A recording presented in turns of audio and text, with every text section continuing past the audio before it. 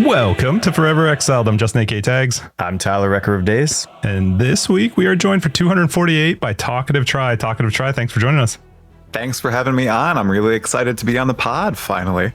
Is it talkative? Is it Tri? Do we have to get the whole thing? I was going to ask the same thing. Do we call you Mr. Tri? Did your parents call you T-Bone and you're kind of embarrassed? Some people call me talkative. Some people call me Tri. I prefer Tri. It's shorter. I just put the talkative in there because I needed some sort of adjective before the Triceratops. And I was like, it's a YouTube channel. I'm going to be blabbering a lot as people know me for nowadays. So we'll just go with talkative. And it panned out pretty well. Okay, so Tri. Good. Yeah, Tri. That sounds good. Right on. Sweet. Episode 248.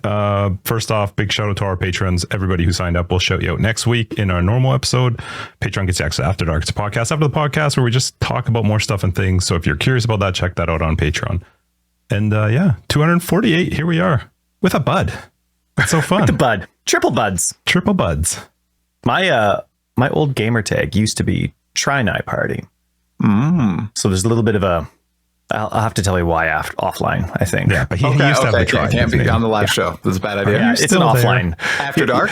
Or probably in between. Well, that would be one of those things. After Dark people are very good at keeping things to themselves. So maybe After Dark. Yes. Yeah, because I have said some things that I should definitely not have said before in After Dark, and thankfully patrons keep that stuff. After Dark requirement is part of it. You got to sign an NDA. Except, I drink coffee instead of alcohol, but I pretend it's alcohol. That's very official. The NDA part. Yeah, well, that's a part of our Patreon. If people sign on to Patreon, they have to sign it. You never know what tags might say, and it's just part of the rules. Some stuff doesn't get edited out in After Dark. Anyway, 248. Thanks again for joining us. I don't know. How do we want to start this one, Ty? How's life? I wanted to ask how things are. Like, you got a growing channel, but a growing family at the same time. What's your balancing act like? Yeah, it's pretty insane, especially right now. So as I keep saying in all my videos, I'm pushing to 25,000 before the end of the year. And I keep getting a lot of comments saying, you're going to hit 100,000 before the end of the year. And me, I just gawk at that because I'm about to get a daughter in about a month here. My wife is having tons of Braxton Hicks contractions, so she thinks baby's going to come literally any day now. Sure. So I feel like it's going to be an incredibly difficult juggling act in about a month and a half here. But I do make my videos in the middle of the night most nights, or at like 4 or 5 a.m. in the morning right now. So I'll just be a little bit more tired of a Triceratops making videos in the future. You'll just be rocking the baby. Having her in the wrap, sitting in the chair. That's right. I'm good with not showing faces on social media right now. In my latest video, I did keep a bit in because I was recording today and my daughter just burst through the door and I was like, I'll keep it in, but I'll track her face with a picture of the elder. So I'll show her face. But so, maybe that'll have to happen on some streams, Baby's going to be in the wrap. I'm going to be streaming, it'll be fun. Yeah, I'll make it work. How old's back the of oldest? the head reveal. The head reveal. Right. I want to be able to ask her, are you okay? And have her understand, a little bit. It might sound silly, but it's just something I want to do. I don't want to have her plastered all over social media just in case, Sure. She didn't want that when she's, older. But my oldest, 2 years and 4 months. Oh, so you're getting two close ones. Yeah, very, very close. And 2 girls. So the older one, of course, she's very ready for a sister. She loves hanging out with other kids. She loves taking care of her little babies or her herd of Triceratops, because everyone gets me Triceratops plushies now in my family and my friends. I think there's 22 of them. Yeah. And she takes care of all of them because I can't fit them all on my shelf right here. So now they've been starting to pile up in her bedroom, and she puts all of them to sleep almost every night, and she'll arrange them all nicely. It's very, very cute. But she's ready to take care of a baby sister. I think that's about the age range between my girls. They're pretty close. They're about 2 years apart. So Justin has 30 kids, 28 boys, 2 girls. Yeah, that's right. How did they do? They did awesome because the oldest sister is like a mom. She's she loves that role of taking care of them. So it's tough because the youngest one is not. The youngest one is like, I'll fight you. Yeah, she's definitely not the passive, take care of people one. So it's good. It's fun. It keeps you young. It keeps you busy. It's fun. Oh yeah. No, never a dull moment. I mean, today my wife went blueberry picking with her mom, and Amber and I, my daughter, were just going wild for 5 hours straight. No nap, no nothing. We have a hill in our backyard that's very steep. I think we ran up and down that hill 35 times or something today. It was crazy. Did you do it? Good for you. Kept going. It was nice. It was good cardio. So I was fine with it. I remember going to like water parks. So we take them sometimes to this place down in the States in Grand Mountain called what is it called? Great Wolf Lodge. Oh, and hey, right next to me. Oh, really? Yeah, there's one about an hour and a half from where I am. I'm kind of locating myself. That's fine though. I've talked about where I live. Okay, well, we can always take whatever out, but yeah, we drove down to, it's in Grand Mountain, just south of Seattle, and they have like these huge water slides there, right? And Jesus, man, you got to walk like 30 stories every time, and kids are like, let's go. You get to the bottom, they're ready to grab the tube and run back up. You're like, oh, Yeah. Just grow up and go by yourself. Yeah, I'm sure you're old enough. What the hell? They have those up north where I live for winter, wherein, you know, the massive hills you ride tubes down. But in some areas, they've modernized it, so you don't have to walk up. They have just a pulley system that pulls you up. You don't even have to walk. Awesome. It's pretty crazy. Like the bunny hill on the bunny hills. That's right. Yeah. What's the term on the ski hill? Yeah, bunny ski hill. hill. The lift, ski lift. Yeah, there you go. It's a rudimentary version of that. Yeah, just be able to hook your kid by the leg and just drag them up, and then there you go. Yeah. That's awesome. You could airdrop them. You know? Yeah. Anything is better than walking all the way up. Yes. But I mean, you look like you're like pretty, you like to do the in shape, the working out stuff. So you're still there. You got it. I'm fine for now, but who knows where I'll be in 10 years. The good old days. Hey, Ty? Well, don't worry. The boobs are coming. You'll get them. No, don't wait. Soon you'll be running up and down that hill 10 times, and you'll know you're at that stage because you'll feel your boobs bouncing. Start to get the sweat. Instead of like feeling your pecs bouncing, you feel good about yourself. So you can do another 10. You're like, oh, I should have done negative 10 because I felt those again. No, wait, just around the river bend. It's coming. Oh, God. It's coming. That's fun. That's really cool. And you, I thought that was really rad. We of course, we know of each other, but we were able to meet in LA for the most recent playtest. And it was really cool that you were able to bring your wife with you. I thought that was really awesome. And that she was, of course, willing to come. And it was an experience for herself as well, especially, of course, you know, with the, I mean, probably didn't have Braxton then, but, you know, things are moving along. And so I thought that was all really brave. I thought that was really awesome for both of you. She really enjoyed it. I mean, when I got the email from Nick, the Grinding Gear Games community manager, he was like, yeah, you can bring a +1. And I instantly said, all right, you're coming as long as the baby hasn't come early, right? And she was all for it. She's played a little bit of POE 1. She's always wanted to, obviously, play POE 2 as well, because she is a gamer. She does play games, mainly MMOs with me, Guild Wars 2, but she's played Zelda and everything. And of course, I talk about POE 2 to her constantly. I don't just do it for the channel, everyone. I do talk about it in my real life as well.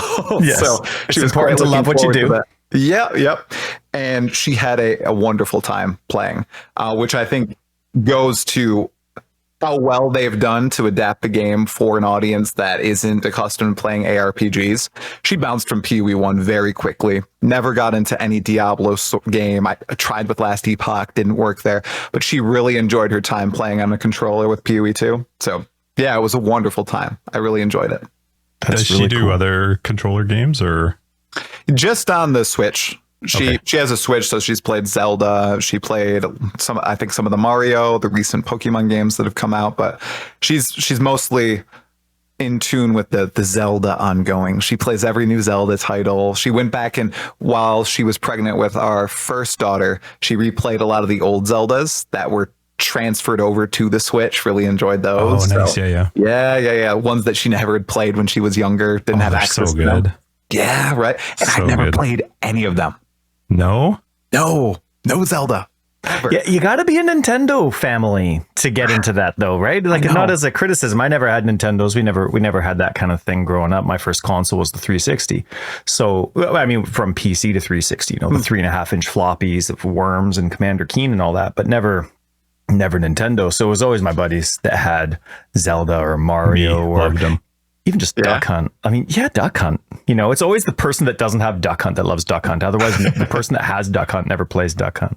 But anyway, no, that's really cool. I just played a little bit of Smash, and then otherwise, I was not Nintendo. I was PC. I did have a PS2, but mostly PC. I mean, I learned to read while my dad was playing Baldur's Gate 1, and I'd sit on his lap and I'd read through the conversations. Okay. I didn't have actual script, voice line dialogue.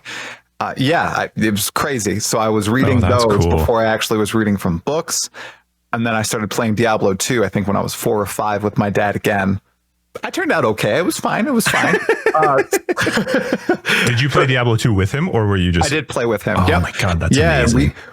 So we played through like the campaign and everything, and we were into making uber powerful characters, and we used the hero editor back in the day. I think that's what it was called, where you could just basically make whatever. It was basically Path of Building inside of Diablo 2 in the game. In the game. So we had a lot of fun with that, and. Yeah, I just was always a PC gamer. How old were you when you were playing Diablo 2 of them? 4 or 5 when I started. Because I'm born in 97, and I remember my dad, he had the box set.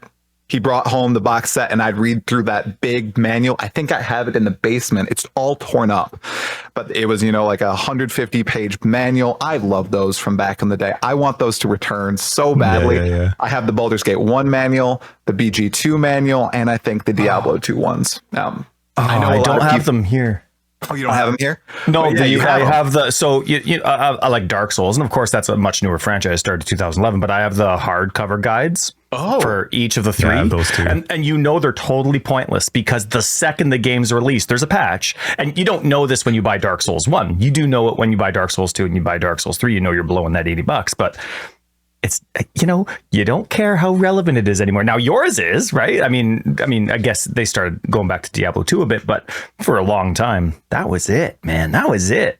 I loved it. I loved reading through, looking at the screenshots, all the various items and strategies. And I think for like Baldur's Gate 2, I didn't actually beat that game until a few years ago. I went back and replayed it. But man, I read that manual cover to cover. A lot of the times when I was using the bathroom, I think that was my reading material. That was just fun. What even when I was younger? But yeah, I do kind of miss those. I got he's 22 now, but he started playing Path of Exile with me when he was probably 14, my oldest son. He used to play, that was the first game. Like we used to play other games online, but getting him into Path of Exile, I was like, yes, it's working. So are you excited for POE 2? Because that game seems like you can actually play co-op and it would be meaningful. Well, he's moved out now. So you can play online, Wait, you can play online right now, try.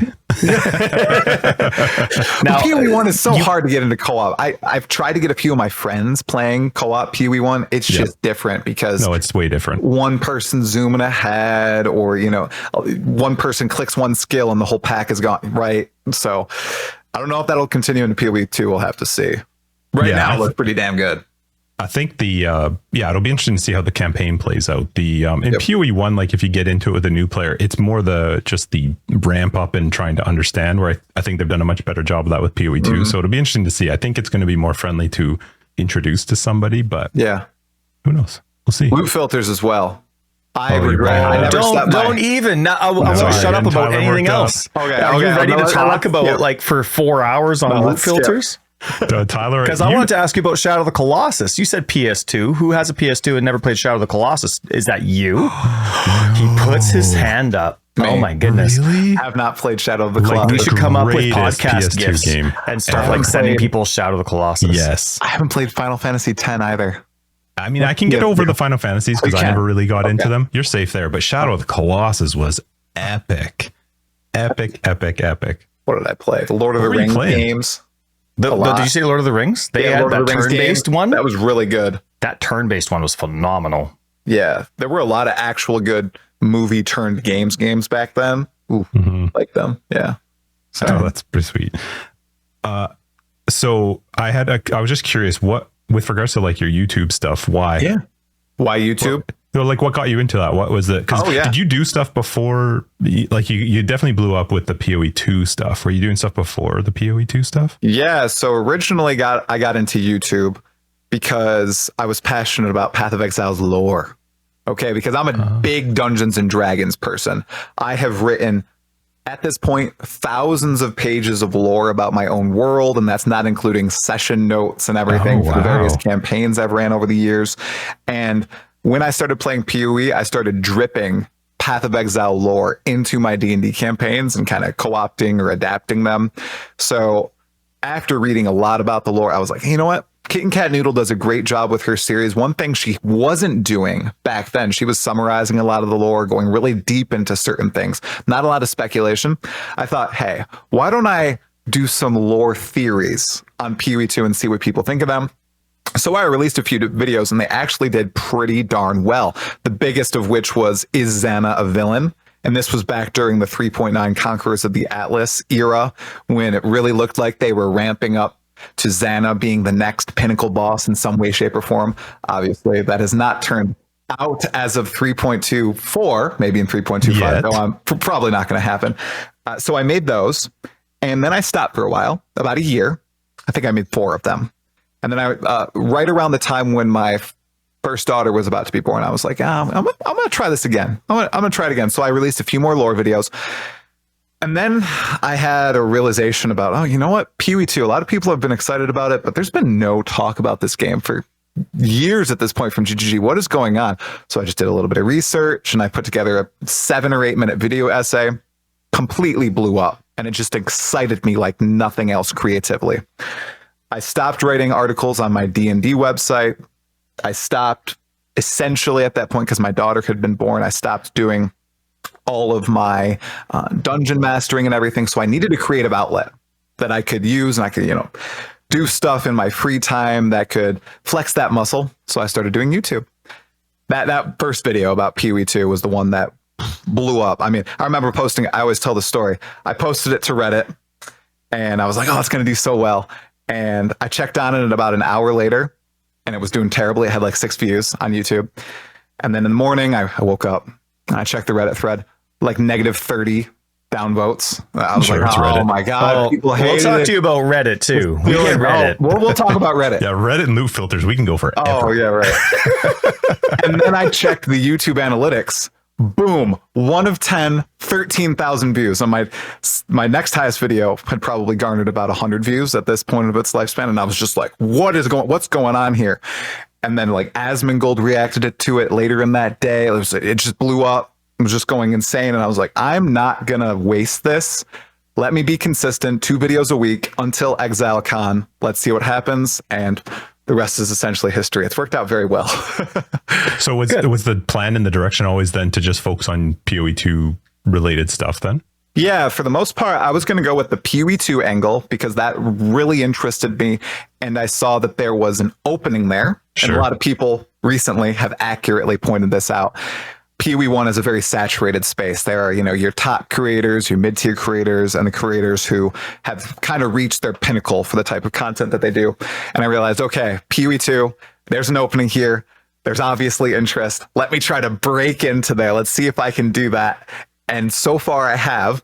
I also saw that, obviously there was another Titan coming up, releasing later that year. This was last year, you guys, 2023, Diablo 4.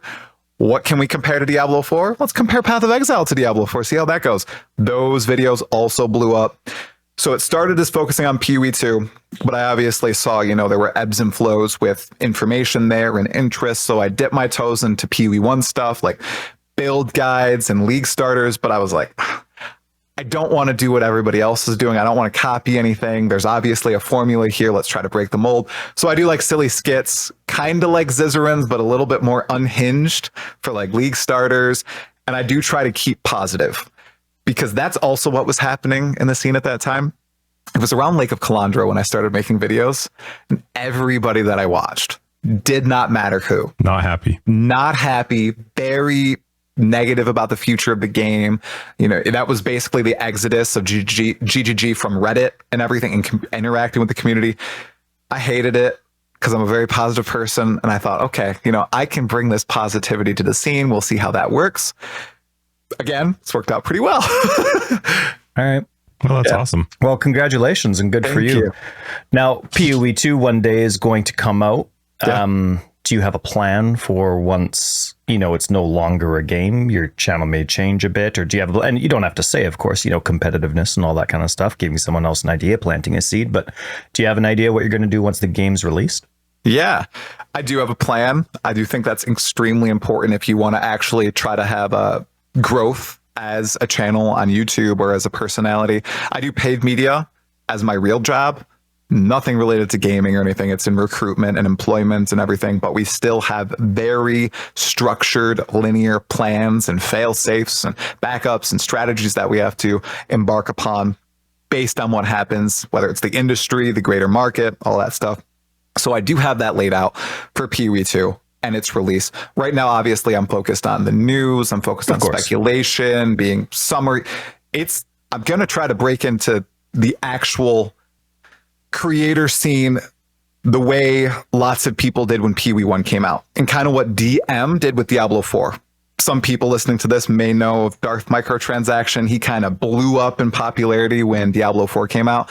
That's the case study that I've been looking at. You can go to his newest YouTube channel, which has 300,000 subscribers at this point, and you can see the trajectory that he took right before the game's release, when the game released, and post-release.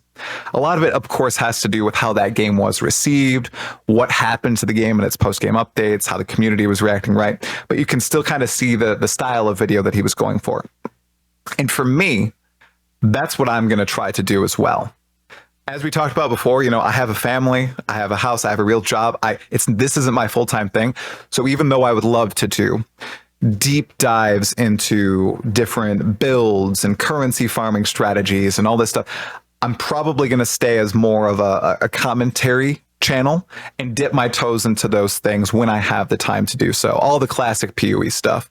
So I have a lot of ideas that I've curated from lots of different creators based on what people have done for other ARPGs and other big gaming channels.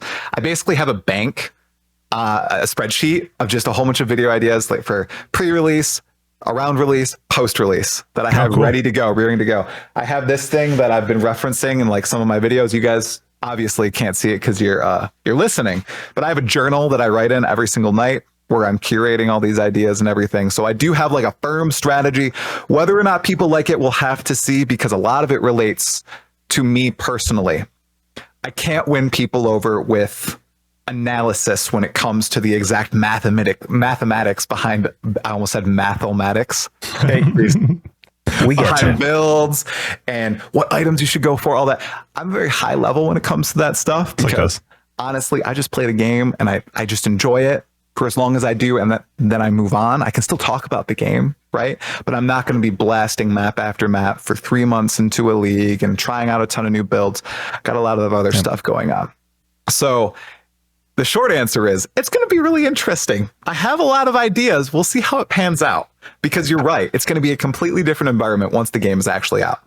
How are you? So are you still on that 2 videos a week? Is that how often you release videos?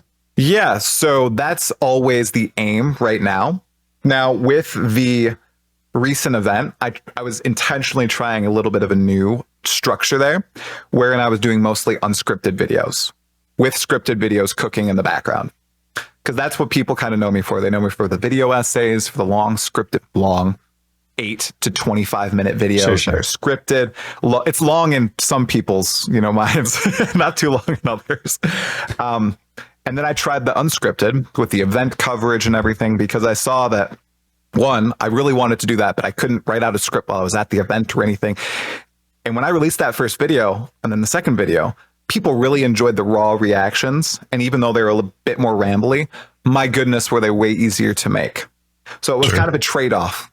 I do understand that there's a loss in quality there, because I'm not as concise as I could be if I was scripted, and I can trim the fat 3 or 4 times during the editing process.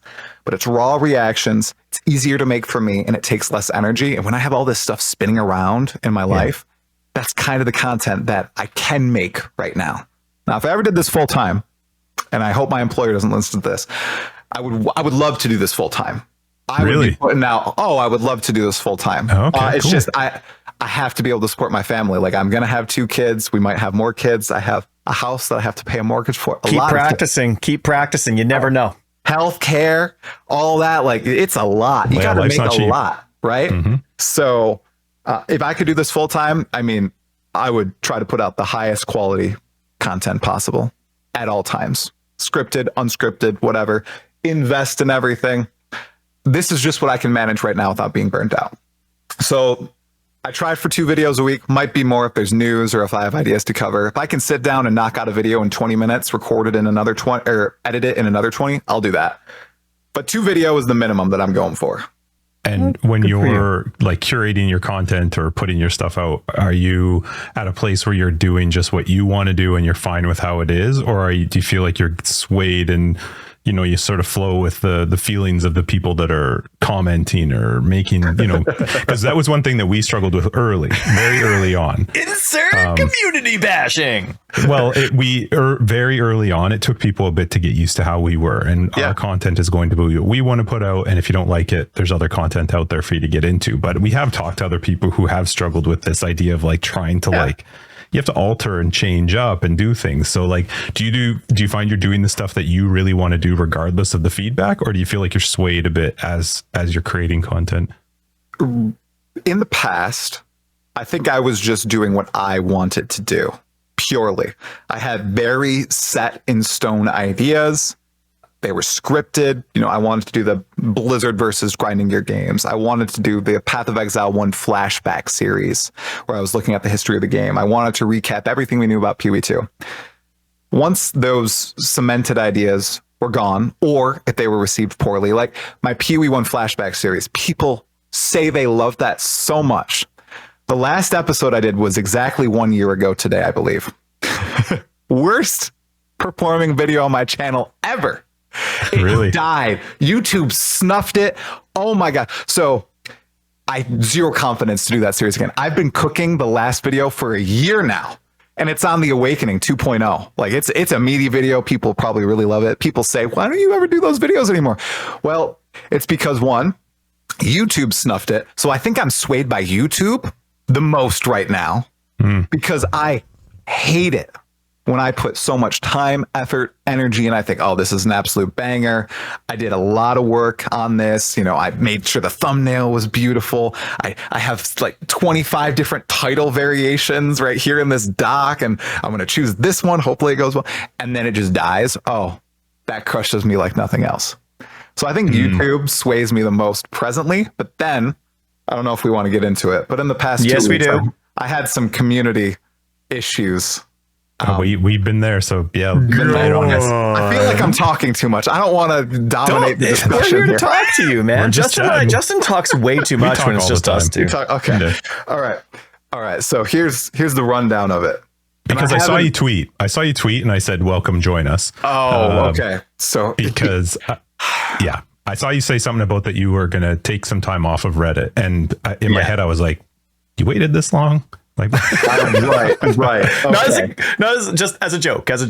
Yeah, but also as a criticism. Like I think Reddit is a dangerous place. I think it's a criticism toxic to place. Reddit. Oh, it's absolute. We don't like it. We've never. I mean, the problem with Reddit is it's hit or miss. We were talking with Jimmy last week, and just about the funniness of like how you can have just the most awful human beings in the world and some of the greatest in the same spot. It's just really bizarre, which I guess is just the world in general. But Reddit is just this like cesspool of either just awful negativity, or you go like 1 week and you're like, what the hell? All the nice people are out.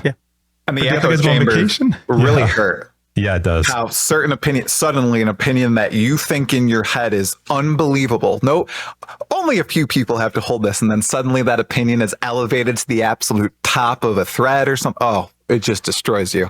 So, have you ever played Elden Ring before you? I have. I just started, a month ago.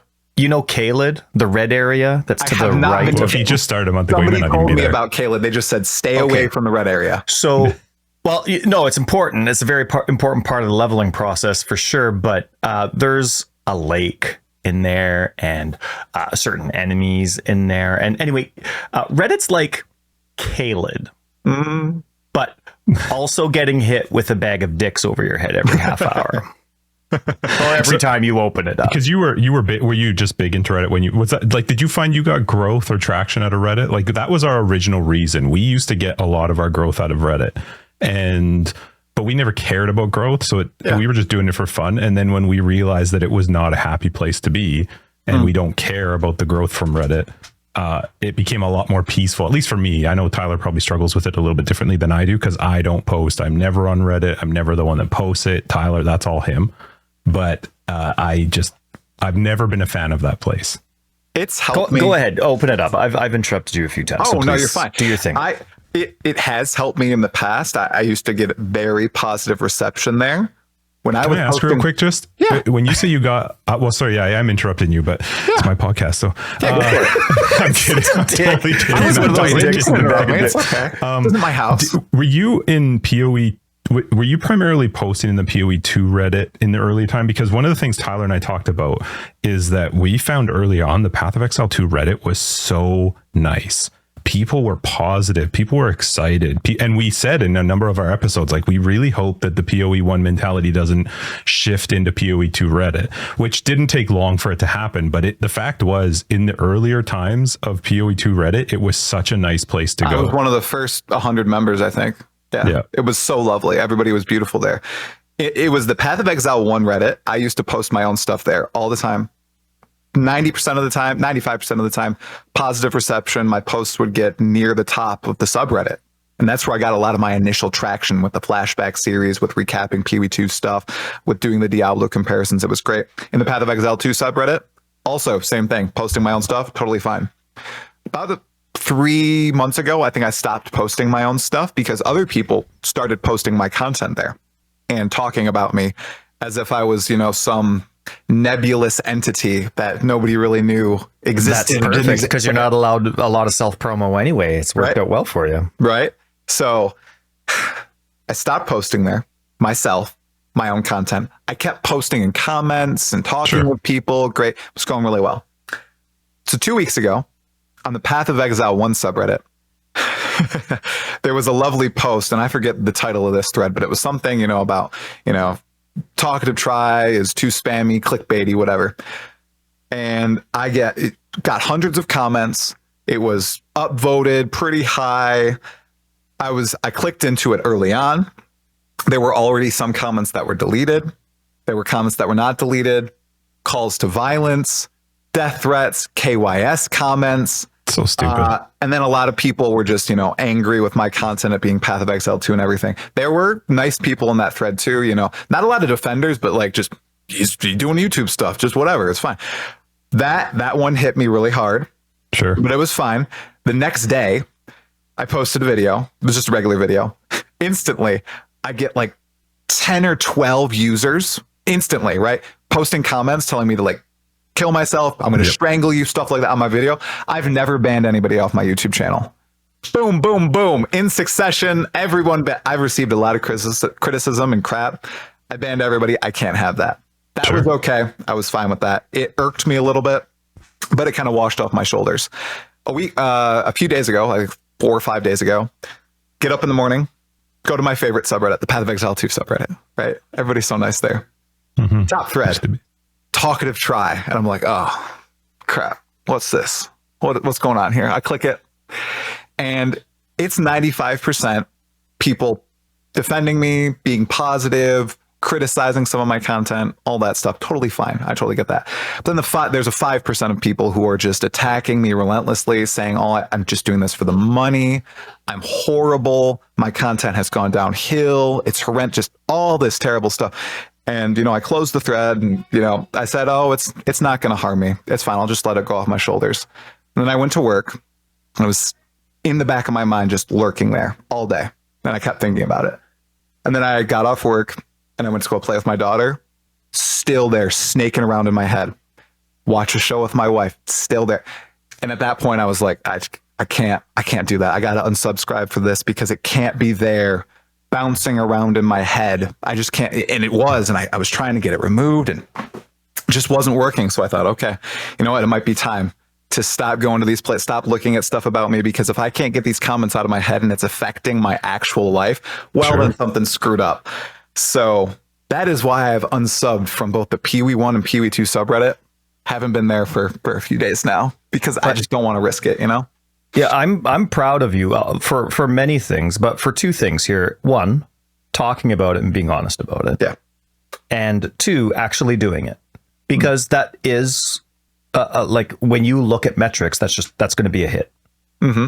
You know what I mean? Like just the less interactions, less this, like that's a business side hit, but it's still something where you've got your priorities straight. Right. Even when you were talking about the different ideas you have once POE 2 is launched, the different ideas and how your family was first. And when you were talking about this video, taking advantage of the opportunity, right? When your first POE 2 video and all that, but it was still family first. And I'm really glad you mentioned it because there's a lot of people listening. There's always douchebags. There's always douchebags. Come at me. Well, yes, but now I noticed your facial expression when we were introducing ourselves at the beginning, and we have 248 episodes. And at the beginning, like I used to do guides for a long time, and they were not the standard way that you would present a guide, nor the standard way that you would play through the game.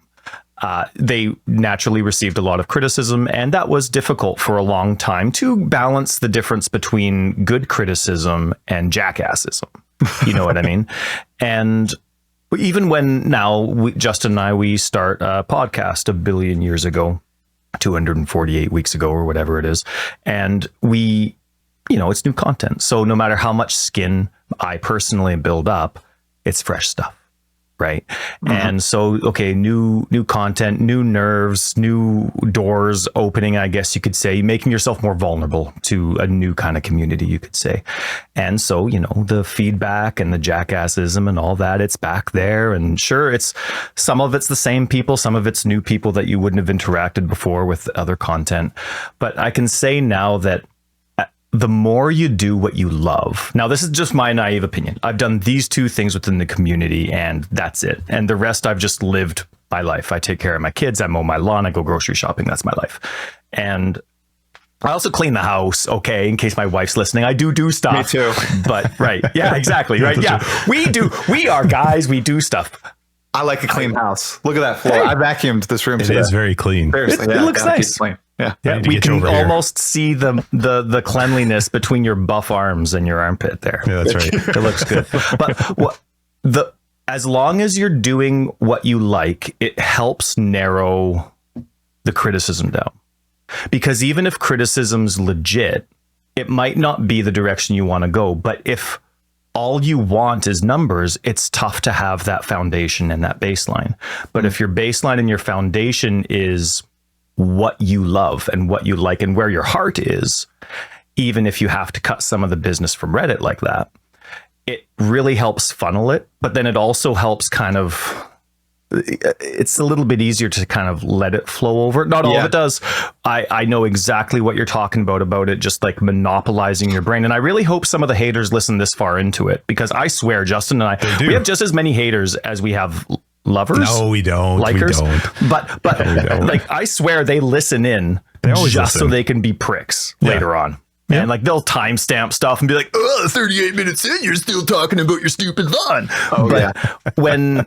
But if you do what you love and you're able to do it consistently enough, there does come a point. Like that's why I mentioned the 248. It wasn't a bragging thing. It's just there does come a point where all of a sudden you realize they're just like, you stop seeing them as dicks and you start seeing them as someone who's lost, I guess you could say. Someone's like, oh shoot, you know what? I actually used to be like that, as opposed to just taking it personally. But that happens out of nowhere. There's just that natural transition, and all of a sudden in retrospect you're there.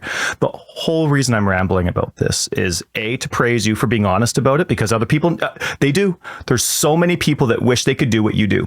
How many, like every single YouTuber on the planet wishes that they could have had that one opportunity like you did and then been able to capitalize, right? How many people are on Twitch trying to do the same thing? And they get the same kind of hate that you do. They get the same kind of hate that we do. I mean, even like when we talked with Ziz, he had the same feelings that you did, which is there's the mental space of trying to like figure out what's real, what's not real, and then deciding if are you going to take it? Are you going to listen to that because it's constructive, or do you have to get to a point where you just realize it's not? But what the natural thing is, and I know Ty definitely struggled with this early on, is it's having that skin to just let stuff roll off is really tough for a lot of people, because it can get into your head and you're like, man, there were like 300 really good comments, but that one Seriously, It's really crazy tough. how that happens.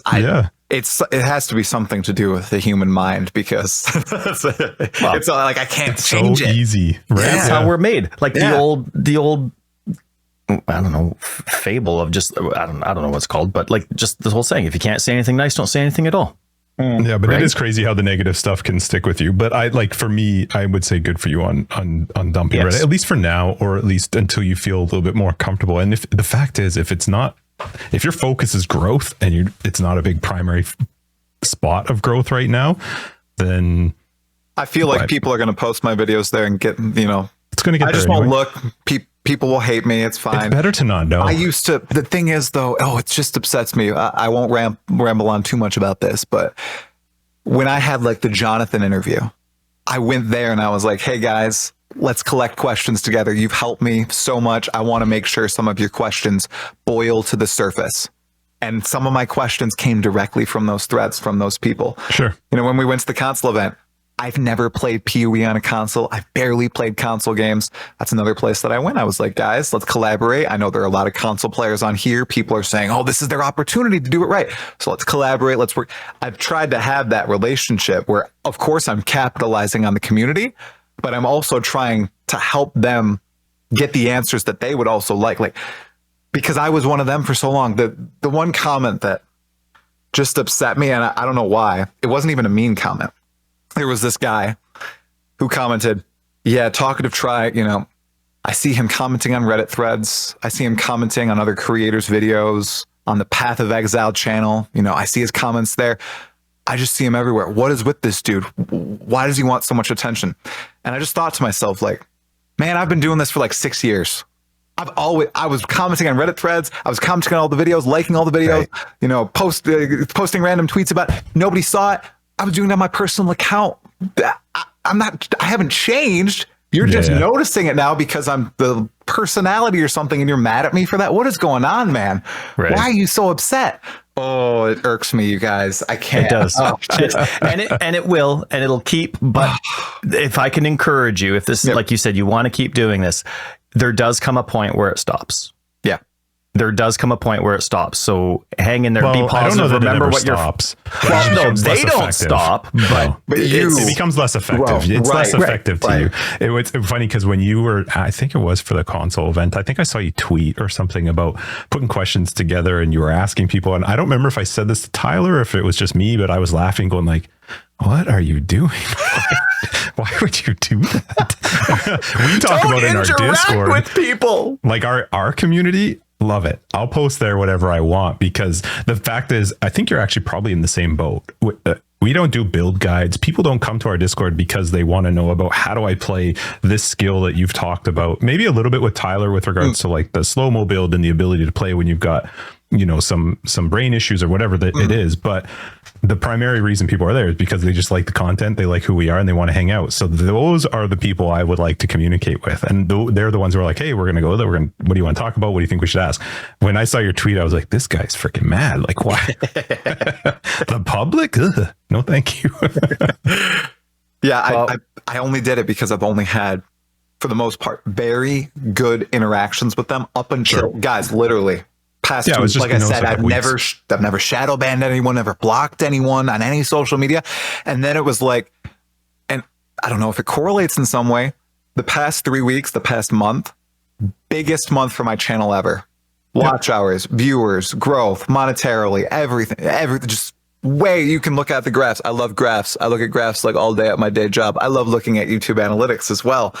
It was just beautiful to see, but it almost correlated 1-to-1. Yep. We had an incident once that on Reddit, and we actually were involved with the mods with it. And it was a very clear thing that you had one or two individuals that were really, really hating us for whatever the reason was. I couldn't care less, but they were finding jealousy it was probably just pure sexiness. But it was clear that they were using multiple accounts to go after us with it. It was not multiple people. It was actually botted accounts that were being used against us. And it's still the case when you right click on their names. I mean, not actually right click, but when you click on their names, you can see how early these accounts have been created. Yeah, a lot of them are like right within the same amount of time. time. It is what it is. Like Reddit is just what it is. But I really did like the early days in the PoE2 Reddit. Oh, it was wonderful. Yeah. Yeah, I was there. I remember seeing the posts there. I mean, everybody was just talking. They were excited about the game. They weren't jaded. I think it's just with growth. That's what comes with it. Well, I think a little bit is also, and I've been a little bit critical of GGG with regards to this, is I found that they were putting out too much stuff. There was too much teasers. There was too much hype, especially without a date release. And even at this point, I was even like, they're inviting us. Like, did they hear what I said last week? Not that I've ever been like evil or super negative towards them, but I have been like critical of going like, what? I don't get the hype. I don't know what you're building this hype up for. And so I think what happens is as you build this hype up and then people start to commune together on this new subreddit, to them new subreddit, because it's PoE2 and everybody's excited about it. There is a little bit of this frustration of like, but for what? Like, what are we waiting for? What? I don't know. So that was just my personal feeling towards it, was like, yeah, the game looks great. It's so fun. I started to get excited just recently. With the couch co-op is actually the one thing that finally got me into the idea of like, wow, they're making some really cool changes. But up to that point, I was like, I don't want to see another video. Stop giving me PoE2 teasers. Stop telling me about PoE2 until there's a date attached to it that is like a set in stone date. So scope creep, man. Yeah, that game, that the team is comparatively small to so many other gaming studios, and they just keep saying, well, how about this? Well, how about this? We could make it the best ARPG if we do this. And so my company, it's like tech and it's paid media. Oh my, the way scope creep can affect projects is just ridiculous, totally. Especially if you don't have stakeholders who are forcing a date upon you.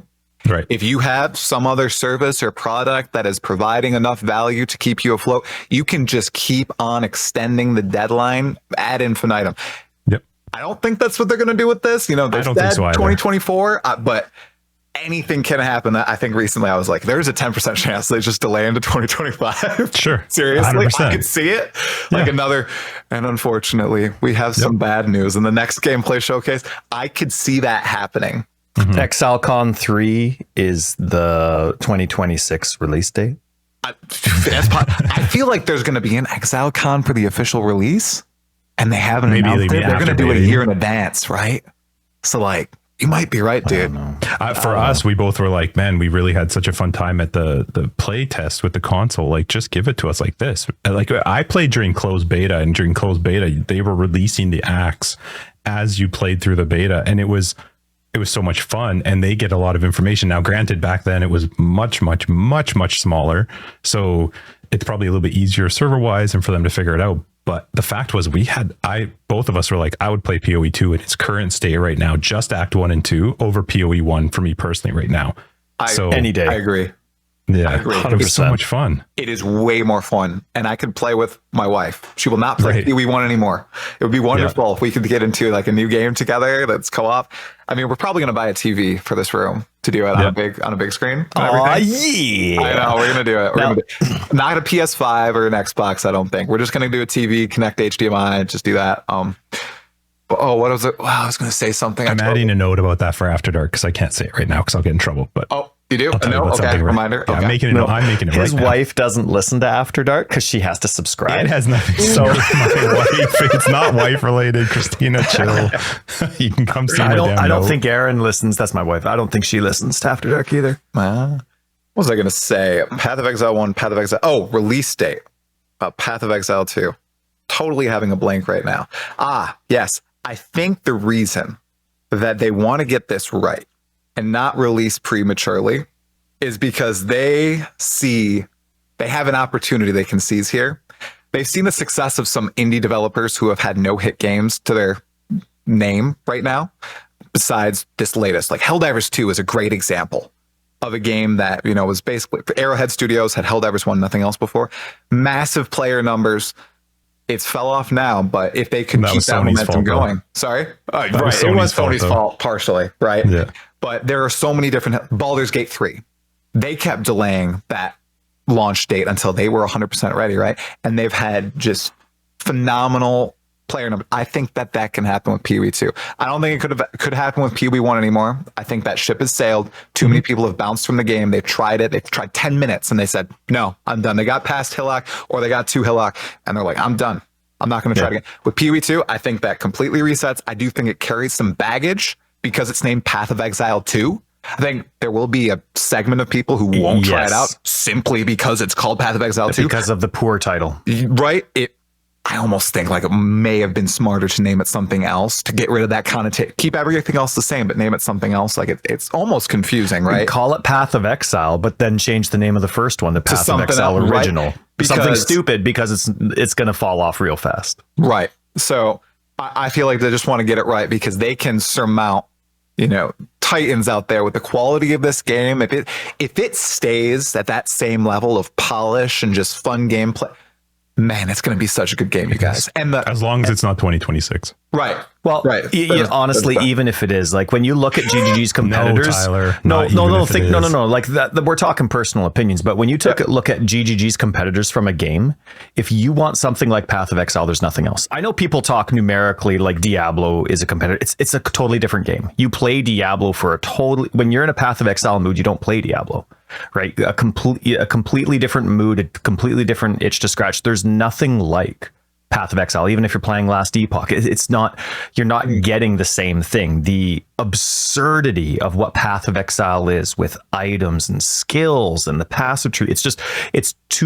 There's nothing like it. If you look at someone like you were mentioning, people that are successful with their delays and they go, Rockstar is a fantastic example.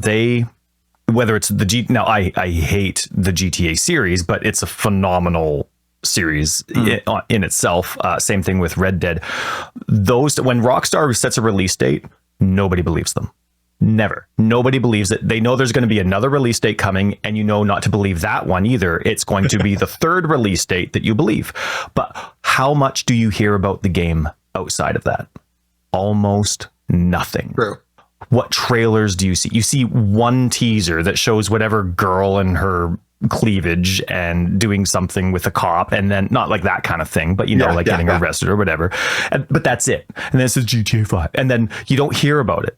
But that to me does them huge favors. All of a sudden, you know nothing about the game. Now, I get Path of Exile as a game where they're completely trying to take advantage of their free-to-play opportunities. That, like, to me, their business style of how they've built their game is the complete opposite of a free-to-play game, right? Like, it does not cater to new people at all.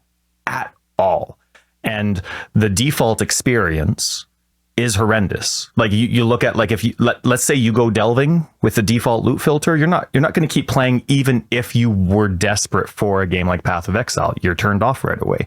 Like, the game in its vanilla state is not a good free to play game. It conflicts, in my opinion, and I'm a very naive person when it comes to this, but it conflicts with the free to play model.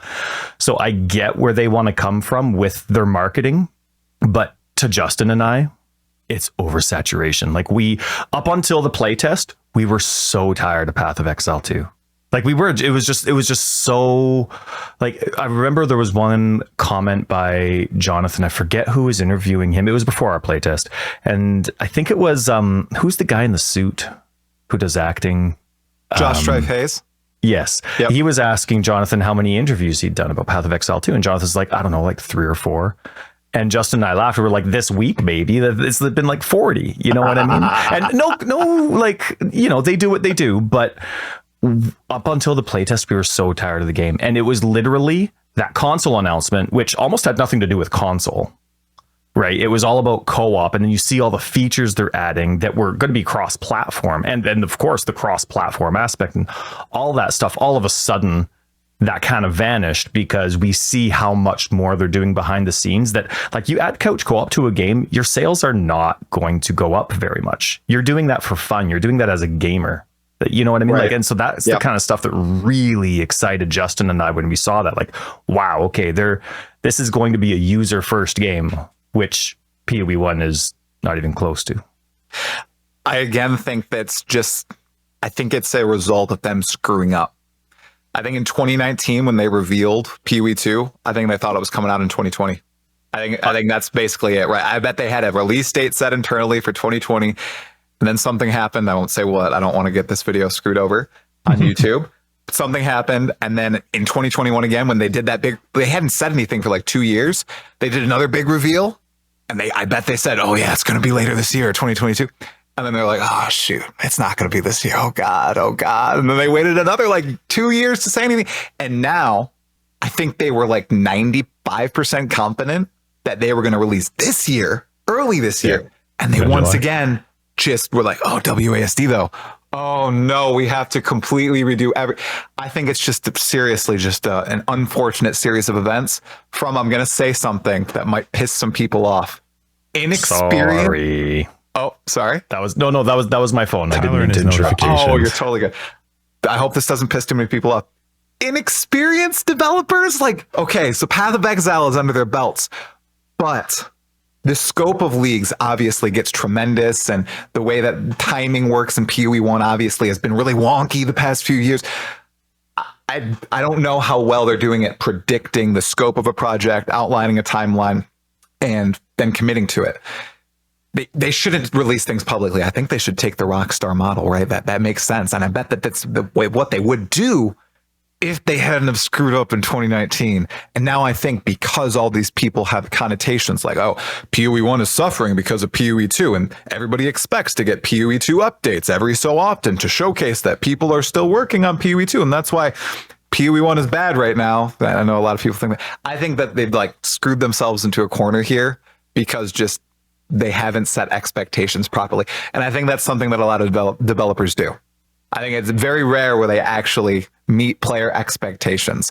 I have a video cooking about Blizzard and doing that right now. It's a very fun video talking about the origins of D4 bad. It's a very, very fun video. That's awesome. Well, it's the value of a marketing team. Yep. Right. And then, like, not a criticism to people that aren't marketing that are there and they have the responsibilities. But when you spend all that extra money, you have a lot of that experience based on the other companies that they've worked with and their other clients. I mean, it pays. Marketing is so powerful, but in a negative and positive way. And yeah, I mean, there's definitely a lot of different ways that I don't know. I think I completely agree with everything you said. Yeah. By the way, totally. Oh, go for it. Go for it. See, I had a comment and then I let Tyler's talk, and I feel like I'm Tyler this time. Oh, it's okay. Damn it. I wanted to. It's going to be totally off topic. It's an old topic. That's so fine. on that whole Reddit fiasco and thing, Yeah. I appreciate what you guys said here. I appreciate as well, like everyone. So I made those public things because I just needed to get something off my chest, and it's fine. Not a lot of my viewers from YouTube or Reddit. They're not going to be following me on Twitter. I can make the comments there. I feel like that's my outlet as a creator right now. That and my Twitch streams. I'm not saying it publicly besides here. I won't tweet it. Zizarin reached out to me. Darth reached out to me. Palsterin, Localhole, Swinging, all these people, everyone's just reached. Everyone's so kind in the community. It's crazy. It doesn't matter how big they are. Well, a lot of those people have been through it too. So they all experience it. It's appalling to me. You know, I've been watching, listening to all you guys for so many years now, and just having people come to me and say, hey, you know, let's talk, let's chat for like an hour about this, or just sending a message my way. That's so powerful. Yeah. And that has helped me a lot these past few days. Just be like, yeah, I'm totally going to shrug stuff off. I'll be back to the PoE subreddit in a while. And you know what? I'll be able to just right off my shoulder. It's fine. But for now, you know, I'm clean. I'm clean for now. And then my viewers too, like people were sending me emails. It was so nice. Like, what? So kind. That's awesome. Yeah, that is cool. I mean, in general, there are so many more good people than bad. It's just what tends to happen is tits are loud and they just, you know, they like to be heard. And so they, you know, they get their comments out there. And the problem with, whatever, I'm not going to go back into it, but I'm happy for you. Yeah. Hopefully you get to that point. And the fact is, it does feel good when you know you're not the only one that's going through it. Like it's not actually targeted at Tri. It's just unhappy people targeted at anyone else who's doing something that they can't do. So they'll get over it. That's a good way to end it. Perfect, Justin. Yeah, right. That's right. That's right. But what we really feel is beep. So I was gonna. We were talking about this earlier. We've kind of shifted around, which is great. When you started doing when I heard about your videos was when Tyler brought you up in one of our episodes. Actually, he said that there's this guy Tri who's putting out these great PoE 2 videos, and I called you a douchebag. I said I didn't like you. Yeah, I didn't think that happened. Oh god. I made some new Reddit accounts. But that was where I started seeing you, what I actually liked about it was because I have been very critical about the hype. I've refused to watch any POE 2 stuff. I'm just like, I've heard the same thing. I'm just hearing it over and over and over and over in different words and different ways. And for me, a date is the only thing I want to hear. I actually don't care about the classes. I don't care about anything. I give me a date. That's what I'm looking forward to. But what I did appreciate about the stuff that you were doing was you were taking these like god awfully long videos that people were making, and these, and it's not that, but whatever, we're a podcast too, but the fact is people do like podcasts that are 4 hours. They do videos. There were Twitch streams. There were interviews with devs. And I love that you were like, here's the cliff notes. Here's your here's your 4-minute version to find out. Hold on, get that cough in there. Here's your 4-minute version of like, what's new? What's going on? I actually really appreciated that, because for me, it helped me be less pissy about like all of the stuff, because I was never ever going to watch all the stuff. I could just go like, oh, maybe there's a topic that they're talking about that I cared about. It didn't often happen, but it was at least nice that they were like shortened versions. So I appreciated that when you started putting them out. I don't know if that was ever planned or if that was your thought. It was very smart though, because it didn't exist. There was nothing like it. Well, you also accommodate to our lifestyle. I mean, you're getting there, right? Like family guy, busy stuff, POE 2, as much as you want to make it on the front line, it's on the side. You got to juggle it. And we're the same. I mean, it's not our primary thing. We do this as a hobby, but we're excited for Path of Exile too. But then all of a sudden there's a 3.5 hour interview, and then there's a 2.5 hour interview, and then there's a 1.5 hour interview, and then there's a video, and then there's a 3.5 hour interview. And then we do a playtest. All of a sudden there's like 30-minute videos. And you're like, where's Talkative Tri? I need. Well, no, but like it's that summary for people that are in our shoes, and it hits the mark. That was the exact intention behind it, and it all began with Jonathan starting to post on the POE2 subreddit. I did recap videos of his little posts. He was doing it daily. So I was like, hey, you know what? Great. A lot of people aren't going to go to the POE2 subreddit. This is going to be buried. I bet nobody else is going to cover this information. So I'll just make, a 10-minute video. I'll go through the post, read through Jonathan's answer, provide a bit of commentary, and move on. And people loved those. So when I saw that happening, I was like, oh, there's going to be all these interviews now. Very few people are going to listen to long interviews, right? And a lot of people right now, having done an interview myself, they will skip to the bits and pieces that are relevant to them as well. So they'll skip, 2 hours of the interview and listen to the 5 minutes that they actually care about. You can see like the graphs on YouTube when you're looking at the most rewatched portions. So I thought, hey, that's who I'm going to cater to. That's what I would like to listen to. One of my favorite creators that I base my channel on, Wooden Potatoes from Guild Wars 2. I don't know if anybody in the audience will know him. He used to be the premier Guild Wars 2 content creator. He would do exactly that. Sorry? Wooden Potatoes? Wooden Potatoes. That's an awesome name. That's what I based my name off it. He just said he took an adjective and a noun, smashed them together. Funny. Wooden Potatoes. I was like, Talkative Triceratops. Here we go. That's awesome. Yeah. I love him. I loved him. He doesn't really do as much content anymore that I'm a fan of, unfortunately, even though whenever he does put out stuff, I watch that instantly. But that's what I based it on. And it's proven to be some of people's favorite content, especially right now. Exactly what you guys said. People don't want to listen to the 3-hour interview. I'll do it for you. I'll listen to it. I'll type up the notes, everything, 100%. I can do that.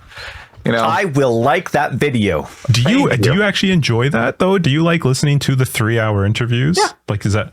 Yeah, do you like it because you actually like it, or because you like it because you want to make notes? Yeah, for the I've video? always listened to the long form interviews. Yeah. Okay. Yeah, I usually do that. And I don't do it on like 2x speed. I know I was just going to ask you speed it up. We had a whole discussion in the last week on Discord, people talking on our Discord about like what speed do they listen, not necessarily our content, but just content in general. Wow. And there was a guy talking about everything at 2 times speed. And I was like, that's impossible. So I went and tried it. I was like, I cannot understand. My brain does not work that fast. We should talk as fast as we can for the next 5 minutes just for that person so that it really screws them up. No, I honestly cannot listen to stuff at 2x speed. I tried to edit at 2x speed. Oh, it's tough. It's really tough. My editing software changed it up. I used to be able to do 1.5x or 2x. Now it just skips to 2x, and it's really making me upset. So. Wrote a letter. I know. An angry letter. I'm the same way. I like hearing all the extra detail because there's something that I'll hear that I care about, but no one else will care about. Yeah. Right. We're going to get into filter talk in like 2 seconds if you let me talk any farther. But that's the kind of thing where it's like they'll mention something quick there. I'm like, oh, that's exactly what I wanted to know. And, you know, like, but I don't have the 3.5 hours. So if I have the time, especially back in the day, I loved hearing that whole thing. And I wouldn't, it couldn't be secondary content. It was what I was watching instead of Netflix or Crave or whatever. Right.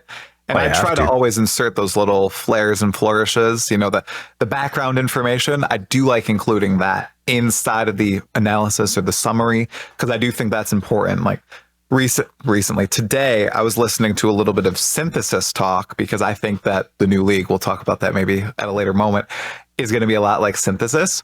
And Jonathan actually apparently talked to Chris, and he's like, it's Carcassonne.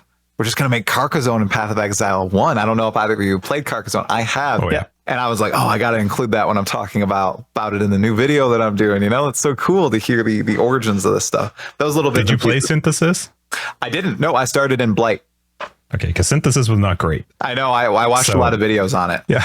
Yeah. Hopefully they come up with a better version. Right. The Synthesis stuff was good. Yes. But the Synthesis mechanic was not. Right. It's very often that it's a great idea with not the most user first implementation. I mean, how many leagues you look at Bestiary with the nets, you look at how Delve functioned and how much that had to be reworked over and over and over into the core game. You look at, of course, Synthesis that barely made it into the core game outside the bosses. But then you look at what's another one that was, like Harvest.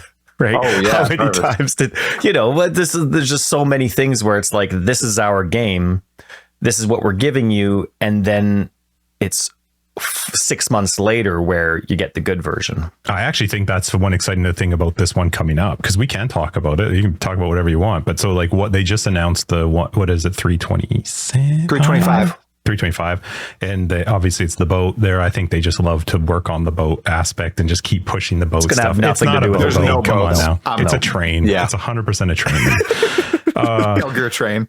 That's right. But the one thing I will say is, because you were talking earlier that they've had, over the past couple of years, a wonky schedule. I actually have loved, and we've talked about this a lot too. I think that they should just finally come out and admit that they're on a 4-month schedule. It's not a 3-month schedule game. The 4-month has worked great. Their content, their leagues have released so much better. It seems like they've had more time to put into it. So I am excited for this one. I'm also excited for this one. It's Camille's fault that I'm mostly excited for this one, because he told me that this is when we were talking, he had gotten back into working on this one, and he's over the top amped for this league. And I was like, tell me more, Camille. I promise I won't say anything. But so I think that this 4-month schedule has been pretty good for it. So I'm excited to see it if they do try to do some sort of synthesis type thing, that it comes out better, because Necropolis was not great. But the Necropolis League, the fact is their game is in such a good spot that you can play it and ignore the league mechanic, but that is so counterintuitive to how like 90% of people play Path of Exile. So I'm hopeful that the mechanic is like the exciting part this time. And I feel like they've learned a lot. Like you go back to the heist days when they finally switched over to where Chris was switching up how leagues were going to come out.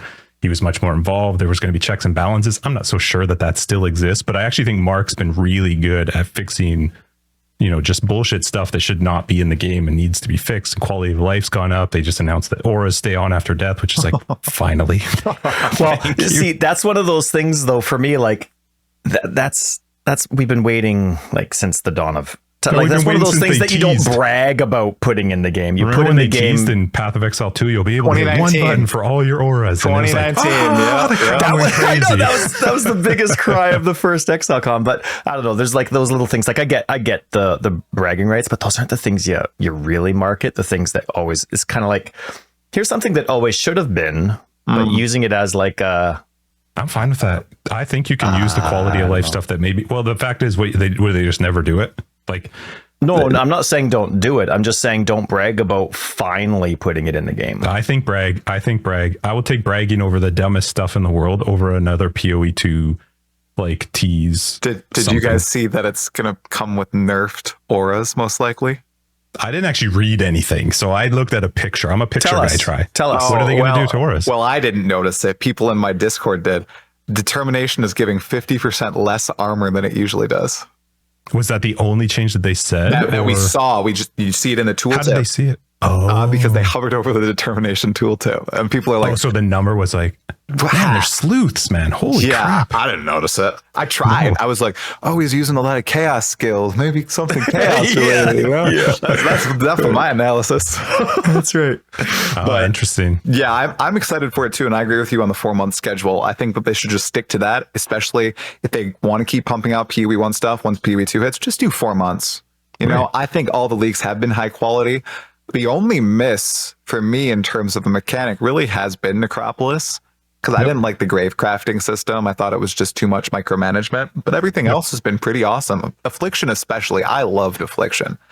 I loved the whole aesthetic there, and the monsters that you fought and going into that little random area. It was really cool. I enjoyed that. I think Necropolis did so well too because of all the extra stuff they came with, like multiple Atlas trees. Like that was the most excited I think I've been about Path of Exile in forever. So I think there are other things they can do that sort of make up if the league's bad. But the problem is that the league mechanic has to be enticing. So this one, I am excited because it's not often where you see a league trailer that has these character interactions. Like typically we like in Necropolis, we see this shadowy figure come raise stuff from the dead, and you're like, okay, cool, but I don't know what that means. This time you were like, they're on a boat, there's characters talking to each other. You remember last league, remember what it was? I remember talking, they had like 3 characters in the dark. They were like these godly characters, but you were guessing because you knew who they were. They had nothing to do with it. It was those 3 characters. It was like, who was it? Katarina,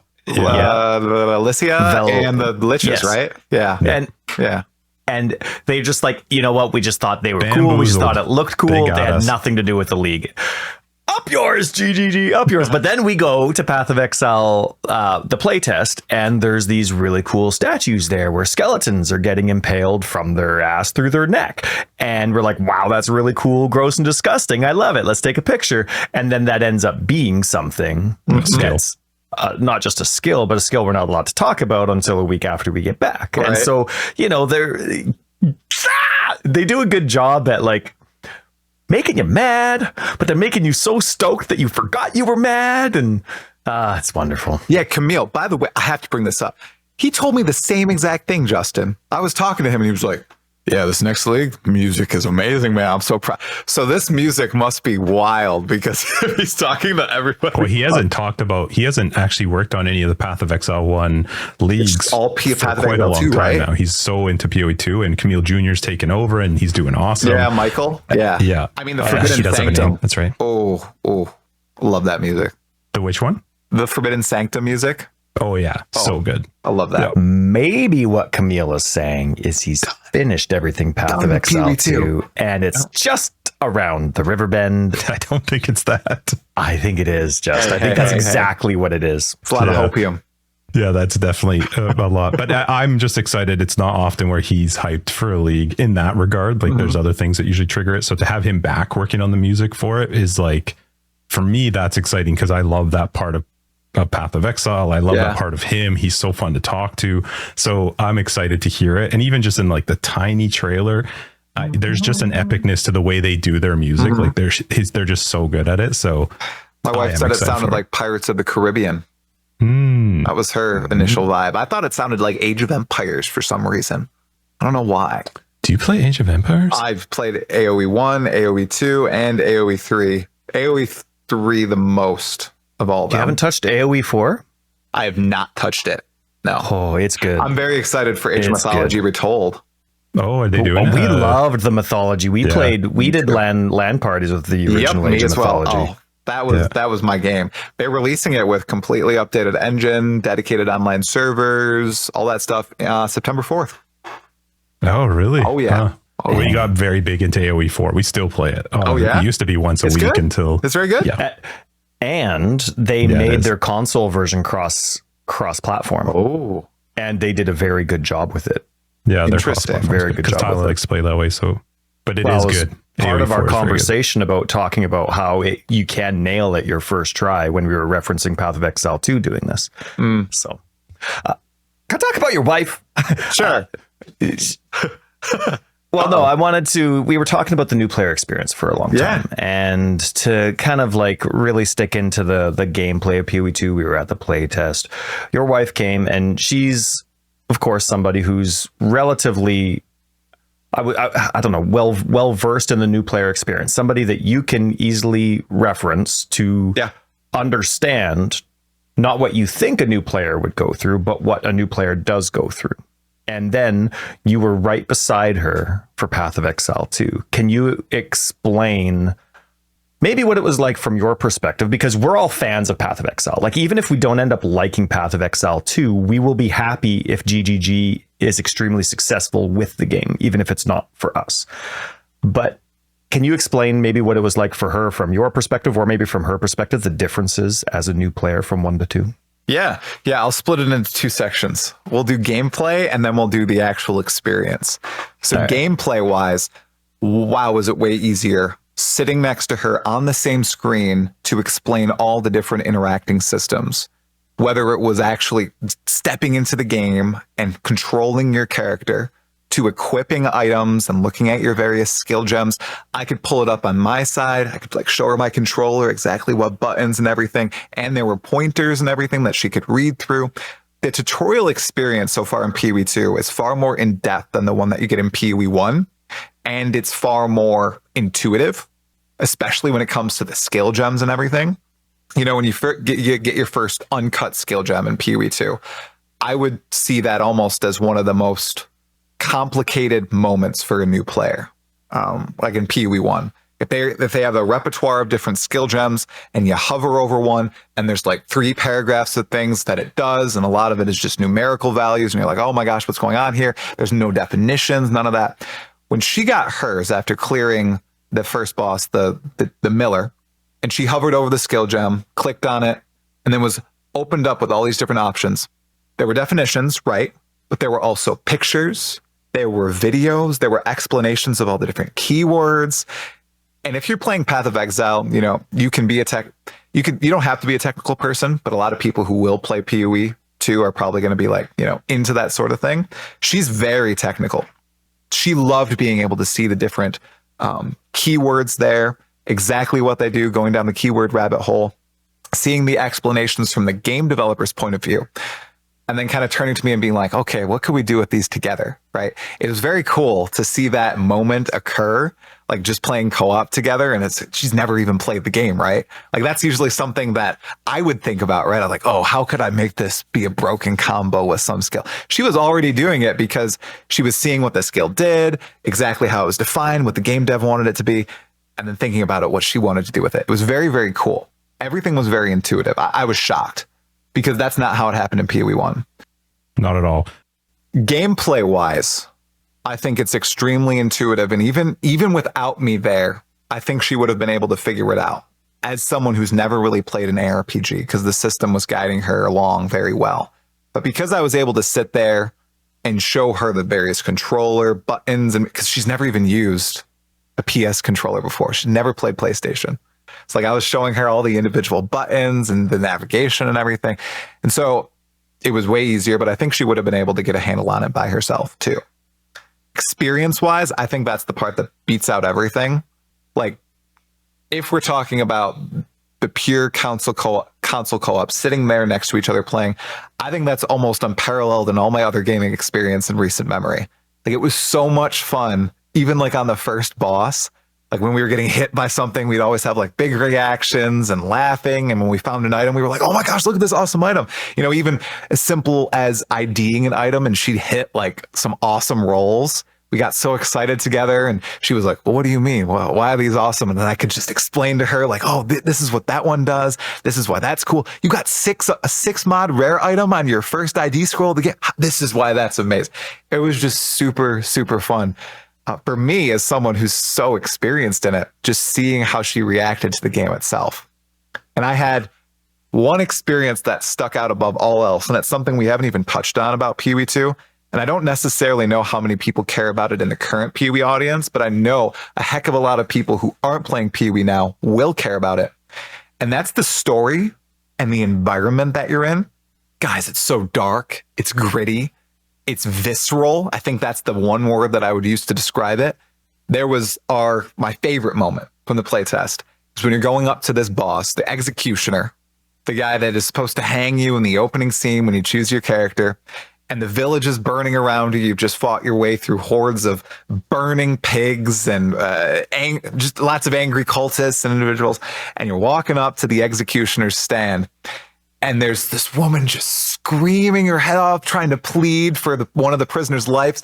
And the executioner, right as you appear on the screen, you can see him, brings his axe down on her head, and you hear everything. I don't want to say it on here, like the severing of that. It's so crazy. Like, it's such an insane moment.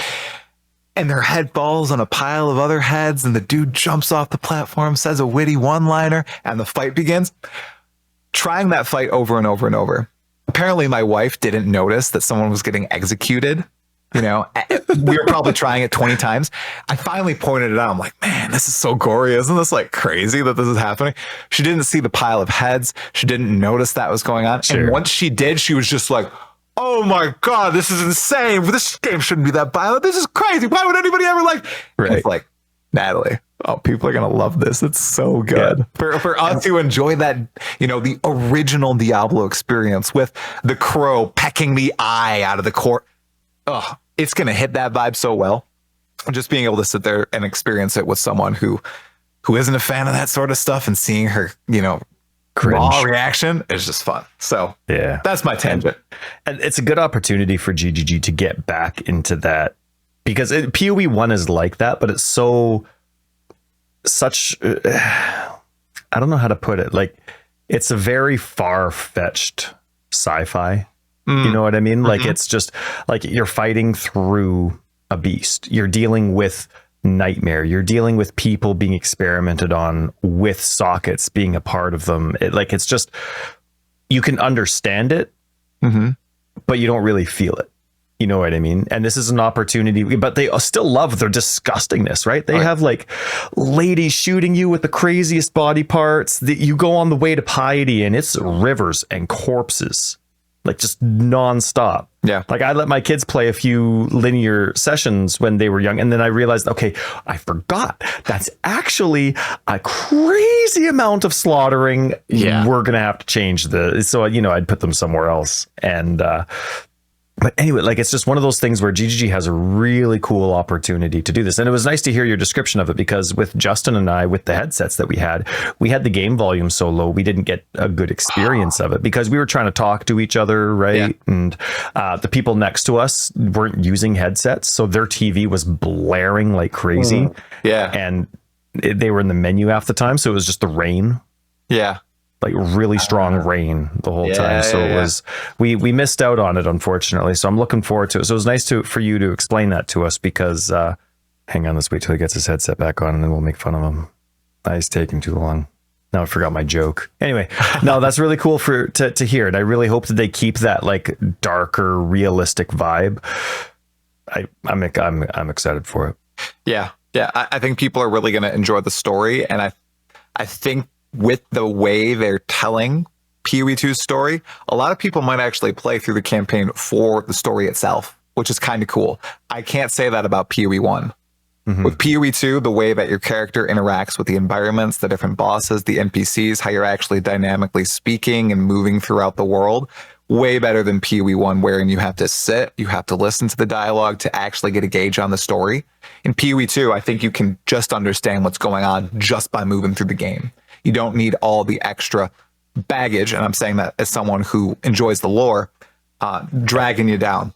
I understood what was going on in Act 1. I skipped all the dialogue because I wanted to get as much gameplay in as possible. So did Natalie, my wife, who's completely new to ARP. She understood exactly what we were going through. She understood that, that's the guy that was going to exit. He was the Iron Count from the very beginning, right? He's jumping down. Oh, he's saying no noose this time. I'll deal with you myself, right? It's because he was the one who exited. Oh, it's so cool. It was so good. Loot.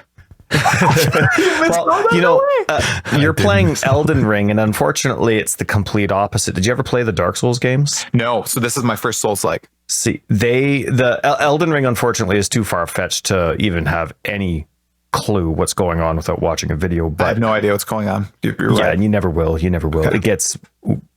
I love the game, but story-wise, it gets more kerfuffle. I just remember the Dung Lord. That's about it from the opening cinematic. There you go. Dark Souls 1, 2, and 3, though, were very good at, you didn't have to listen to NPCs. You could just go through, but the story and the level itself made you ask a billion questions.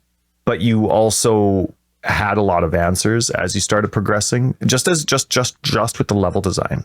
And who the enemies were and what you saw on the sidelines, what it was that was piled here or there. Like, it was really good storytelling. And then if you wanted more, you could go searching for it, but you knew what was happening without it. Hopefully, and GG seems to be extremely proud of their lore. They really do. No matter who understands it or doesn't, they seem to absolutely love what their story is. And, this is a continuation. Like unless they've changed, it's 20 years after the fact of the first game.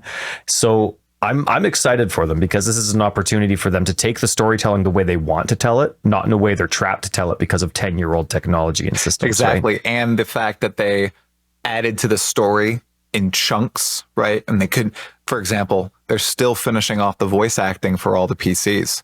With this, they're going to have voice acting for the full set of 12 characters, which is awesome, for not just entering an area and exiting an area, but like I was in the hunting grounds and Natalie's character, the ranger, made a comment when we stumbled upon the ritual totem. Like, she was like, oh, this seems vaguely familiar, because it's obviously a ritual from POE 1. It was so cool. But I'm just excited for all the little bits and pieces that our characters are going to talk about. And the Black Morgan, the Crowbell, she also was like, oh my goodness, it's an incarnation of the Black Morgan. I was like, hey, I just fought him in Affliction, and then I fought him again in Necropolis because I got all my 6 links from the Black Morgan this league. It was so easy. It was great. I hope that I know they won't, but it would be fun if there was ever interaction when you played couch co-op between your characters. Even if it wasn't couch co-op, just co-op. Like I Heist. love like when you take different characters with you through Heist and they all talk. I love that. It was so fun. Justin, dude, I wonder if they're doing that. I don't know. That would be cool. I know they probably won't, because it's a pretty big scope, but they've been doing that stuff for so long, though. I'd actually be surprised if they didn't, because you look all the way back into Heist. What was Heist 312? Something like that. Like, look at the NPC dialogue boxes. Yeah. That was one thing that they introduced at that time. Yeah. Right. Yep. And like, they've been just been doing POE 2 stuff every single league that they've been slowly implementing, but slowly testing. I guess I'd be disappointed, not like as an expectation, but just, I know they've done it before. No, but the best part is you won't even notice if they don't do it, but holy will you notice if they do. Yeah, exactly. Mm-hmm. It's one of those things that it's I guess a win-win, or there's no lose to it, but man, that'd be wicked. I like Two witches talking about how they're the best because zombies are the best. That makes sense. You love other what? Zombies are the best. No, I'm ignoring his zombies in the best. You said I love how. Yeah. I'm trying to go back. I love in the opening scene how in couch co-op, it's not just one person who escapes the hanging and jumps off. Yeah. Both your characters do. I thought that was a nice touch. I thought it was just going to be one. Did you guys ever reset, though, where one person kept their existing character and the other person picked a new character? What happens? Well, when that happens, the second character somehow does not manage to jump over the wall. The scene cuts. So I'm like, no, wait for me. I want to jump. Yeah, because I reset. I started as the monk and then switched to the warrior. But Tyler was going to keep his witch. And so when we did that, my character jumps over the wall and then it just cut. His character didn't do it. It was pretty funny. That was good. I'm scared to bring this up. Oh. But I want to, just because I know you guys both talk about stuff like this. But filter stuff. Do I need to take my pants? I don't drop stuff. Okay. But I mean... He's trying to limit us. Yeah, that's exactly right. Thank you, Tyler. Justin. What are the parameters? No, I'm just curious. I mean, Tyler loves filters. I don't know where you stand on filters. I know that there was I don't know if there's a discrepancy of opinions when it comes to the amount of loot that drops. I think I was told that you disagree with us, which you're wrong. But So I guess we just chat about that. I mean, I don't know. Do you actually care about loot filters? Are you a loot filter guy in the sense like Tyler loves building his own, like from scratch? He doesn't do a filter blade thing. He just does his own thing. He gets very emotional. He gets, filters are animated. A big deal to him. I don't get emotional. I get animated. But I've seen tears. But yes, animated. But like, are you that way about filters, or do you talk about filters more from the aspect of just how it works within the game and the drops and that kind of stuff? Yeah, the latter, definitely. I'm a filter blade guy. I do a little bit of editing in there, but that's the extent of it. I'm so sorry, Tyler. No, that's sorry. perfect. End of filter talk. No. What I think they should talk to me about loot. What Talk do to you us think? about loot. About loot. Are you Talk gonna to say me about about filter? loot. In POE 1, it's ridiculous. Loot is ridiculous. I don't like it. There's too much. In POE 2, I think it's going to be okay. I know you guys didn't like the amount of loot that was in there, but after further... I'm sorry, you got through Act 1 and 2 and thought that things were fine. POE 1 loot becomes a problem once you get towards the end game where everybody wants to play. Like, you tell me were you picking up every normal item that dropped? No. Did you get to a point where you start picking up all the blue items too? But the thing is, with POE, right, they're never going to have tailored loot. Well, I guess they kind of do, right? No, with some of the seeded drops. It's not tailored, but like you'll get certain items. I feel like you kind of need at least the amount of loot or similar amounts to it that was dropping in the Path of Exile 2 playtest we played for those type of games, because the range is so wide, right, of what could drop. I feel like you need those little bursts on bosses or stuff like that to ensure you kind of get a chance at getting the item you want. I mean, I didn't get any. I'll agree with you on bosses. I will agree with you on bosses. Yeah, bosses. Although I did feel we both were quite surprised how rare we saw rares. Like it felt very rare to find rares. Yeah. And we understand that we were near the beginning of the game, but in my survey at the end, when it was talking about boss rewards, I said it was underwhelming. I said I gave them the worst review for it. Whatever the worst option was. Like it just, I went through all this effort and I love the boss fights. The boss fights are phenomenal, but then I kill it and there's nothing. Now, sure, maybe that's the plan. Like there's hundreds of bosses or 100 plus in the campaign. They're not all going to drop stuff for you.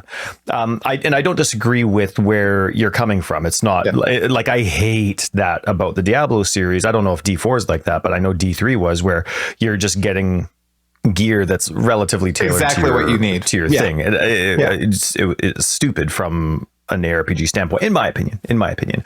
But for me, I was the witch, right? And so it was the introduction of spirit. So I'm like, of course, I'm going that route. And so I'm going scepters, right? In POE 2, that was what the scepter implicit was, or the spirit implicit was on scepters. And that's what I needed to play with. I was ignoring so many scepters. It's like, I hear where you're coming from about not wanting tailored loot, but like I saw not hundreds. I'm exaggerating, but there were so many that we were maybe at our third waypoint. And I was telling Justin, I'm like, I'm really discouraged by how much I'm walking over. Really, like, wow, it could have just been experience.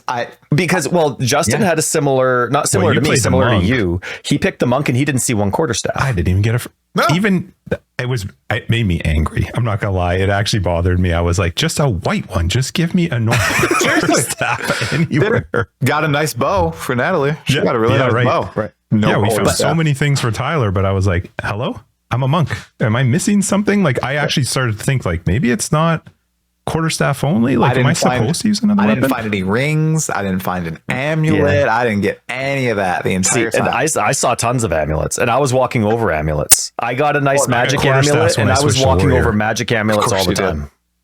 But on the other side of things, right now, so they're asking our opinion. They bring us to a play test. They want our opinion, and they're going to value whatever that feedback is. Hopefully, I assume they value the feedback because they spent $1 bajillion flying a whole bunch of people from across the world to play for 6 hours. But Justin's ends up doing a warrior. Axes are dropping. There's no axe skills. But that was just not yet. So that's that's what I'm saying. Like, you have a witch where their aiming doesn't work well with corpse targeting. But they had told that. I agree, but it's another one of those things where, again, how much of this is scheduled, how much of this is running by the seat of your pants, kind of like what you were hinting at earlier with the 3-month leagues, and then all of a sudden it's 2019, and all of a sudden it's this. It's like just not being able to catch, I don't know, the snowball they push down the hill. You know what I mean? They're unable to stop it or slow it down. So. Okay, so now we're at a play test, but loot's not where they want it to be. They have items dropping for skills we don't have, but we don't know that. So we're spending half an hour of our play test trying to figure out why we can't use an axe. Yeah. Right. I can give them leeway on that one though. Well, to an extent, we're there for feedback. Yeah, but also understanding that we're playing a very, very, very alpha version of the, it's a partially finished game, right? Yeah, right. That to me, which parts are we supposed to be giving feedback on then, right? So for me, when I come to loot and I'm like, okay, if loot's not balanced for the characters that I have, that's still the experience that I have. And so half of my feedback is I saw way too much crap on the ground. I was walking over stuff all over the time because there was a ton of relevant drops for me, which maybe in retrospect, I'm very fortunate of, but for me, it was too much. But then if I was to play the monk, I don't get one quarterstaff. Again, loot, that's right? a struggle. So it's just one of those things where you actually do want to have that a little bit balanced for your playtests. It's not my job to really hope that it's good and give them leeway on it. I'm there for feedback. Okay, I get where you're coming from. My only reason I give them leeway is because it is a playtest of an alpha version of the game. So there's a lot of stuff that they got to figure out. My feeling towards loot was not so much like, what are you dropping? Is it relevant to me? It's just that there was too much of it. Yeah, and then we're in Act 1. So my thinking is always going, I hate campaign in POE 1. It's the worst part of the game. I don't like it. I know people love it, but for me, I hate it. I want to get to end game. POE 2, I was loving the campaign. It was really fun, but it's new. So that's just the nature of it. But in my head, I'm going, my goal is always going to be at that end game. And at end game, loot multiplies massively. And if this is what I'm seeing in Act 1 and Act 2, it makes me nervous to what am I going to see at the end game when there's more. I don't think it's going to, though. Jonathan's talked about this. They don't want to go with item quantity going up as you progress through the game. They want to boost item rarity. So the items that drop might be the similar amounts compared to Act 1s and 2, but they're just going to have better modifiers, better rolls, modifiers that couldn't appear on tier. Oh God, the tiers are so screwed up in this game. Tier 1 items, the lowest tier, but they can appear on tier 5 items, which start dropping in like Acts 10 or something, right? I think that's what they're going to go for. Will people hate that from POE 1? They'll hate it a lot. They like seeing big loot bursts for some reason. Like, why do you care if you're not going to loot 99% people like that anymore? Do you think people like that anymore? Because I feel like most people, like we were talking to Jimmy about it with regards to loot filters nowadays. Yeah. You build your loot filter so specific, and then you hit the little button in game to not ever render or see the drops. So you don't get the loot explosion feeling anymore in Path of Exile 1 if you're playing with a filter, to the degree that even the loot filter explosions in Path of Exile 2 felt big. Like there were so, when we killed just a random boss in an area, there were like 7 items that dropped. And it was like, not that I'm saying it's bad that there's a lot. I'm just saying that it always felt like a lot. I think people still would enjoy it in POE 1. It's just that even with the filters in place, it still happens. I mean, if you look at any Affliction gameplay footage, Affliction's not fair. That's my most recent darn example. Like Afflictions, and even now, it crashed the game and they were fine with it. Yeah. Even now in Necropolis, if you go into a T17 map with an uber strict loot filter, which I have done, boom, boom, boom, loot burst with every other rare. It's crazy. Like, I don't like it. I would much prefer the system they're going with POE 2. And I'm of the belief that maybe they tone down those Act 1, Act 2 explosions, and then that be the size of late game. I'm good with that. Like being, I think that was late game. I would agree with you. Yeah, I'm going into it the mentality of what Path of Exile is right now, which is Act 1 is a massive, massive minus multiplier to what you see in Endgame. Yeah. And if Path of Exile 2 is following that direction, I hope it doesn't. Yeah. Well, I do see what you're saying with them talking about wanting it to be rarity versus rarity versus quantity. Yeah. I do agree with you. If that was what we were seeing in Endgame, I can get over that. That's a little bit better, especially because, to be totally honest, and Ty, you may disagree with me, but I actually think that if you saw what we saw in Act 1 in Endgame, but the rarity was increased and better on the items that were dropping, you would actually be less reliant on so many strict filters and all this stuff where you have to have a filter blade and all that stuff. The frustrating thing about Path of Exile 1 is quantity.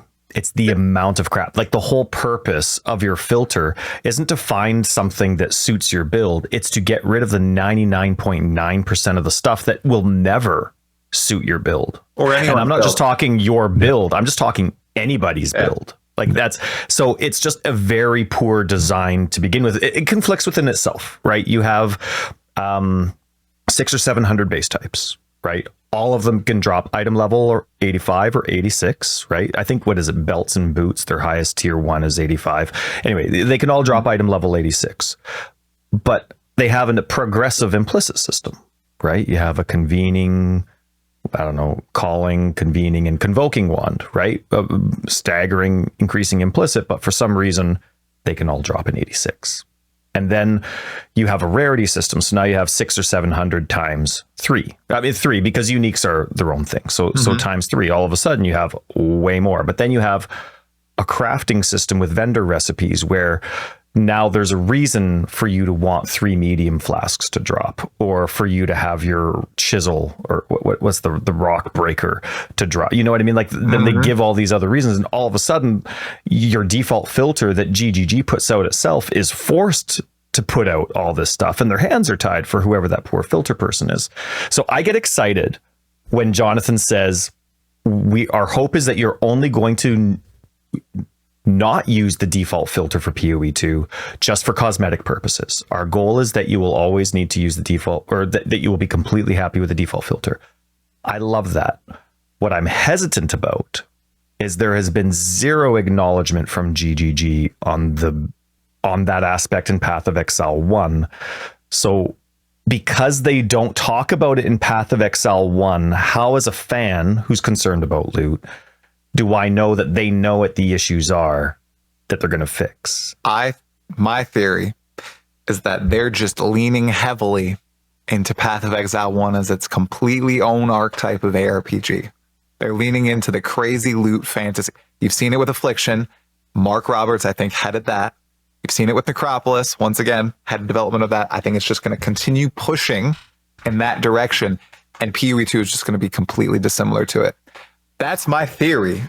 No idea on the veracity of that, but I think that's why they're not addressing it, because they're just going to keep it that way in PoE1 and push the envelope. I have to say, you've helped sway me a little bit with the idea that if what we saw, the idea is that the quantity is actually not increasing, but the rarity is changing, because I do feel like if I was playing endgame and saw that, I wouldn't be so bothered if I saw more rares. And then you could filter a little bit based on that. It just felt like, to me, coming into it from the aspect of I'm playing Act 1 and I know what Act 1 looks like in PoE 1. And in Act 1 in PoE 1, I'm already applying a filter, right? Like, I'm starting the game and turning on a filter the second I turn the game on. But if the idea is that that's what more related to the actual quantity, you'll just see better rarity. I can actually totally get behind that, because I don't think you would be so heavily reliant on a third party. Not that you still wouldn't use it, but that you would have to have it in order to play. Let me put you in a tricky spot, and I'm not trying to get you into trouble. Path of Exile 2 is going to have the 3 rarity system again, right? Medium, normal, magic, and rare. And they're having, I forget if their website said 600 plus and it was Path of Exile 1 that had 700, or if it's 701. Either way, it's 600 plus 700. Okay. Yeah. So base types, but now they don't have the progressive implicit system to save their butt anymore, right? A filter creator like myself could use that staggering system to, in a way, guilt-free get rid of a whole bunch of stuff, because it wasn't the min-maxed version of it. But they don't have that anymore. Now it's all skills. So you have 700 items, you have 3 tiers, and you don't have an implicit system to save the day. That you kind of maybe though, do Ty? Because your implicit system for the scepters was the level of the skill that you got. Right. But do we as users yet don't know if that level 1 skeleton scepter is still going to show up in Act 4 or not. Right. I was still seeing, now we were still Act 1, right? So it's not fair to assume one way or another. It's fair for me to assume because Path of Exile 1's loot system is unacknowledged. But do you think that they're actually able to do it? Do you trust? My question to you, Tri, is do you think they'll actually do it? Do you think they actually see what the loot issue is? And do you think they'll actually be able to tackle it, still keeping the rarity system, still keeping the vendor recipe system, and still keeping the 700 plus items? So the 700 plus item thing is tricky. Or the 700 plus base type is tricky. Yeah, right. Times that by 3 and then mods. I don't even know if people fathom how much that's crazy. And they don't want to do repetitive base types like you kind of talked about there. This shouldn't be counting, something that goes from 15% to 20%. It's unique base types that all have their different abilities, right? So we've got 700 plus items. We have the 3 rarities. I think, due to the way, this is a big, I think, due to the way that they've changed up the crafting system in PoE 1, perhaps, okay? Because is the problem in PoE 1, white items are worthless, magic items are worthless, rares are mostly worthless, right? We like filter almost all those out except for the best base types, yeah? Well, in PoE, and because we can't really do anything with them, right? At endgame, we can only do things with the, 20 different base types that everybody has agreed upon as being the best base types. That's all we're going to touch, right? And we don't care if they're white. We don't care if they're magic. We don't care if they're rare. We just need that base type. As long as the item levels. Yep. Right. It's just the item level that we care about. Well, we have a few different vectors here now in Path of Exile 2, whereas Path of Exile 1, it's kind of just the item level. In Path of Exile 2, white items mean something because you can't scour items anymore, right? If an item is like rare and you pick it up off the ground, all you can do is touch it with chaos orbs and try to edit it in any other currency that they allow us to do that with, right? Same with magic items. Like they all actually become kind of valuable. I'm hoping that'll help a little bit, but what does scare me, and what you brought up a valid point, with all those different item types, I feel like it could clog the screen at the end of the day and force you to use, like you said, a third-party filter. I don't know if they can do the first-party filter unless they have somebody that they contract or they hire someone in-house to actually maybe maintain that league to league. What do you guys think about that? Why have they not done that? Side? Why is it? From what I understand, they have offered to hire him, but it just wasn't. It wasn't a feasible offer. It wasn't. I'm shocked. He's got too good of a setup currently, and I'm financially, shocked that and everything. Don't just offer, like, have somebody like to buy it or something. They don't. You're right, because right now the default filter is just tiny text, all white background for everything. An orbital alteration is a divine orb. Why don't they at least do what Last Epoch does, where this one has an orange back, something like that? I don't know. I feel like that would help a little bit. Maybe I'm being naive here. We've brought it up a number of times. We've had a lot of comments against our comment towards them doing something like that, which is just the complexity level within Path of Exile, and that's why it doesn't exist, which I can agree with. If you can't really compare complexity with Last Epoch and Path of Exile. We've been told that many times, and I do agree with people. They are on totally different levels. I think the thing that will be interesting is you talk about 700 base types times 3-ish, right? With regards to normal, magic, and rare. I think the thing that's going to be interesting though is if the quantity. Whoa! It tries cameras like this. What is going on here? It's awesome. Tracking me. Let me turn that off. Yeah, that's so funny. If they are indeed going to keep, let's say Act 1-ish quantity is what they're planning, man, that could make getting your base type very difficult, because you could be playing a lot of maps to try and get a base type that you want. That's the thing that I was just thinking about when Tyler was talking. Like, that's the scary part. Yeah. Finding that item, because like you said, Justin, we couldn't even find a quarterstaff. Is that better though? Is it better to have to play a lot to get the base type that you want versus just getting slammed with so much stuff that you have to have a loot filter? I am actually kind of don't mind the idea that maybe you just have to do more maps to finally get the base, as long as there's a value to that when it does drop. But you can't ever reset the item, so it kind of feels bad, right? Right. Yeah. That's the savior to Path of Exile 1. Yeah. Cut those drop rates insane. Unfortunately, that does not work well at all with influenced items, especially if you're getting into like the warrior influenced items. But if you limit, like I'll go back to my minions, Convoking Wand, and I'm getting 1 every 10 maps, maybe. Like, again, I'm not going to care about the rarity. I'm just like, yes, I got it. Okay, I can build around that because I get an insane amount of currency in Path of Exile 1 that I can manipulate that. If they're going with a more limited currency perspective of your drops are going to matter and your currency is simply to slightly manipulate it as opposed to completely revamp it, you do need a lot of base types, because you're going to be like, okay, here's these boots. Sweet. They drop that life and oh shoot, I got that roll. All right. Well, they're junk. Now how do you need a lot of boots to drop to do that? Or are they going to give you that insane amount of currency to constantly re-roll it, but not have the power to dramatically manipulate it? We are discounting one part about loot that they seem to be pushing hard in Path of Exile. What? Vendors. Yeah. They are pushing them so hard. I know they're saying it's just an early game thing. Do you think they'll be relevant in the late game? Maybe to get some base types like Base all the types. time, right?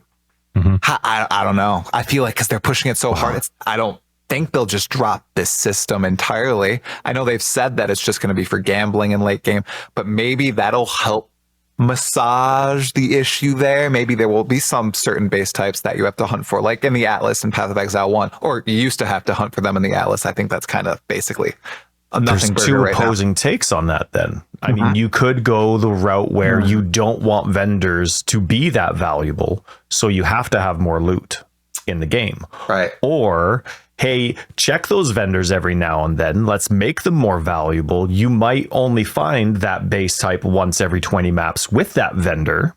So now we don't have to drop stuff that much. I don't know. Torn. I don't know if I like that. See, that's the thing. when you sell stuff, practice? you're going to get tons of gold, but well, who knows what it's going to be balanced like. But when you're selling, for those that haven't played Path of Exile 2, and if this is your first episode, when you're selling in Path of Exile 2 currently, who knows how it's going to change, you can choose to sell the item for gold, or you can choose to, I forget what the terminology is. Right, you can disenchant the item, and then that's currently what happens in Path of Exile 1, where you disenchant it and you get the transmutes or the alterations. And again, all those items we don't know the drop rates of. A lot of them are very different than they are in Path of Exile 1 as well. So who knows what the intent is, but it's an interesting conversation because this is the first playtest. Now, this was our first playtest, but from what we gather from people that have been there before, this is the first time people have actually been able to play around with loot because of the difficulty swigs that were there before and all that. There just loot wasn't even a conversation from previous playtests because of how the balance gameplay wise was set up in previous playtests. I think there's been one or two others before this. It was bad in March. I got nothing. I found one rare item the entire time. I played for like 4.5 hours. It was not good. I much prefer the second playtest. Sure. So it's just kind of one of those things where, it is one of those things we give feedback on because there's no reassurance from the first game, even something apologetic, just anything verbal, just anything from them that there's something messed up with Path of Exile's 1 loot system. And a lot of people who disagree with me on it. It's just, to me, loot isn't fun. And that's half the reason I play the game. First half is the passive tree. The second half, which is just important, is the insane amounts of loot. But there's so much of it, I have to go through 16,000 lines of code to make it fun for me. So I just loot is the thing that's, I had too much Path of Exile 2. I was tired of it and I've never even played the game. But then the playtest and that announcement of all those quality first, user first things blew my mind, completely changed my opinion, my perspective, trust the company totally going forward. This looks phenomenal. It's just the loot. That's the only thing that's keeping me from falling all in with POE 2. You know what I mean? Yeah. No, I understand. And I really think that they're going to try to nip that in the bud before once people have their full access on the game, I think they're going to be making a lot of changes, listening to a lot of feedback. And I think with POE 2 being so much more focused on the moment-to-moment gameplay, they're not going to want your screen to be covered in item names and stuff like that. I really don't. Oh, yeah, I'm for sure. pretty darn confident. Like, I know there's no reassurance from the current Path of Exile 1 team, and I know Chris Wilson and Mark Roberts. I don't think they've really ever addressed the loot problem head on. To Jonathan's credit, he has. He's basically called POE 1 an absolute bloated mess in terms of item quantity, and he said very that's the true. problem. Yes. I don't think they're gonna. He's never said we're gonna do something about it in POE 1, but in POE 2, he has said that. We have to see if there's follow through because you're right. There hasn't been follow through in POE 1. There appears to be a little bit too much, right? Or too much in POE 2 as it stands, as we've play tested. We just got to see what's going to happen with. I would only say it was too much if that was just the baseline. Yeah, and then it was going to get bigger. Right. I think that will be very interesting to see. You brought up a good point. I mean, Endgame, guys. Do you think we're going to see it anytime soon? Just give me a screenshot of what endgame loot looks like. Let me see you kill a boss. Yeah, 20 just let me see you run through a map for a little bit. That's all I want to see. I mean, that would blow people's minds. Yeah, but they'd be opening up a can of worms. Somebody would be like, it's too fast. Somebody would be, it's too slow. Somebody would say it's too much loot. Somebody would say it's not enough loot. Like they're never in a win-win solution. They have to do what it makes sense for them long term. Like they know their loot situation and where they want to go with it, like, and where they expect crafting to be. Like there does come a point where they have to ignore us. I don't think they're there yet, but there does come a point where they do have to do their own thing. One thing though that I am embarrassed to say, go ahead. I can write. I'm going to write this down. Go for it. So I'm embarrassed to say that I just thought of this now. I'm a controller player. I play on console. That's my primary platform for playing. I play on the Xbox. When I play on PC, ever since they added controller support, that's the only way that I play. And I love it. I absolutely love the experience. The controller only perks that there are phenomenal. A lot of them have been either implemented or improved for Path of Exile 2. The one thing that I forgot about in regards to loot, and this is maybe the first experience for either of you doing this, is how looting works on the controller. I'm used to dealing with it, so I never thought of it. But now that controller support is such, what's the term, an equal performer for them now. And even Trevor saying, I want everybody to play on controller. Right. I mean, that's not Jonathan speaking, but he's got power there. He's very influential, and the game was phenomenal on controller. They have to consider the loot experience on controller. Now, for the first time for both of you, this is the first time you guys had to flick the right analog stick instead of hover with the mouse to, oh, I don't want this. I want this. No, I don't want that. I want this. And you have to flick it 3 times to get whatever item. You have to consider that now. Yeah.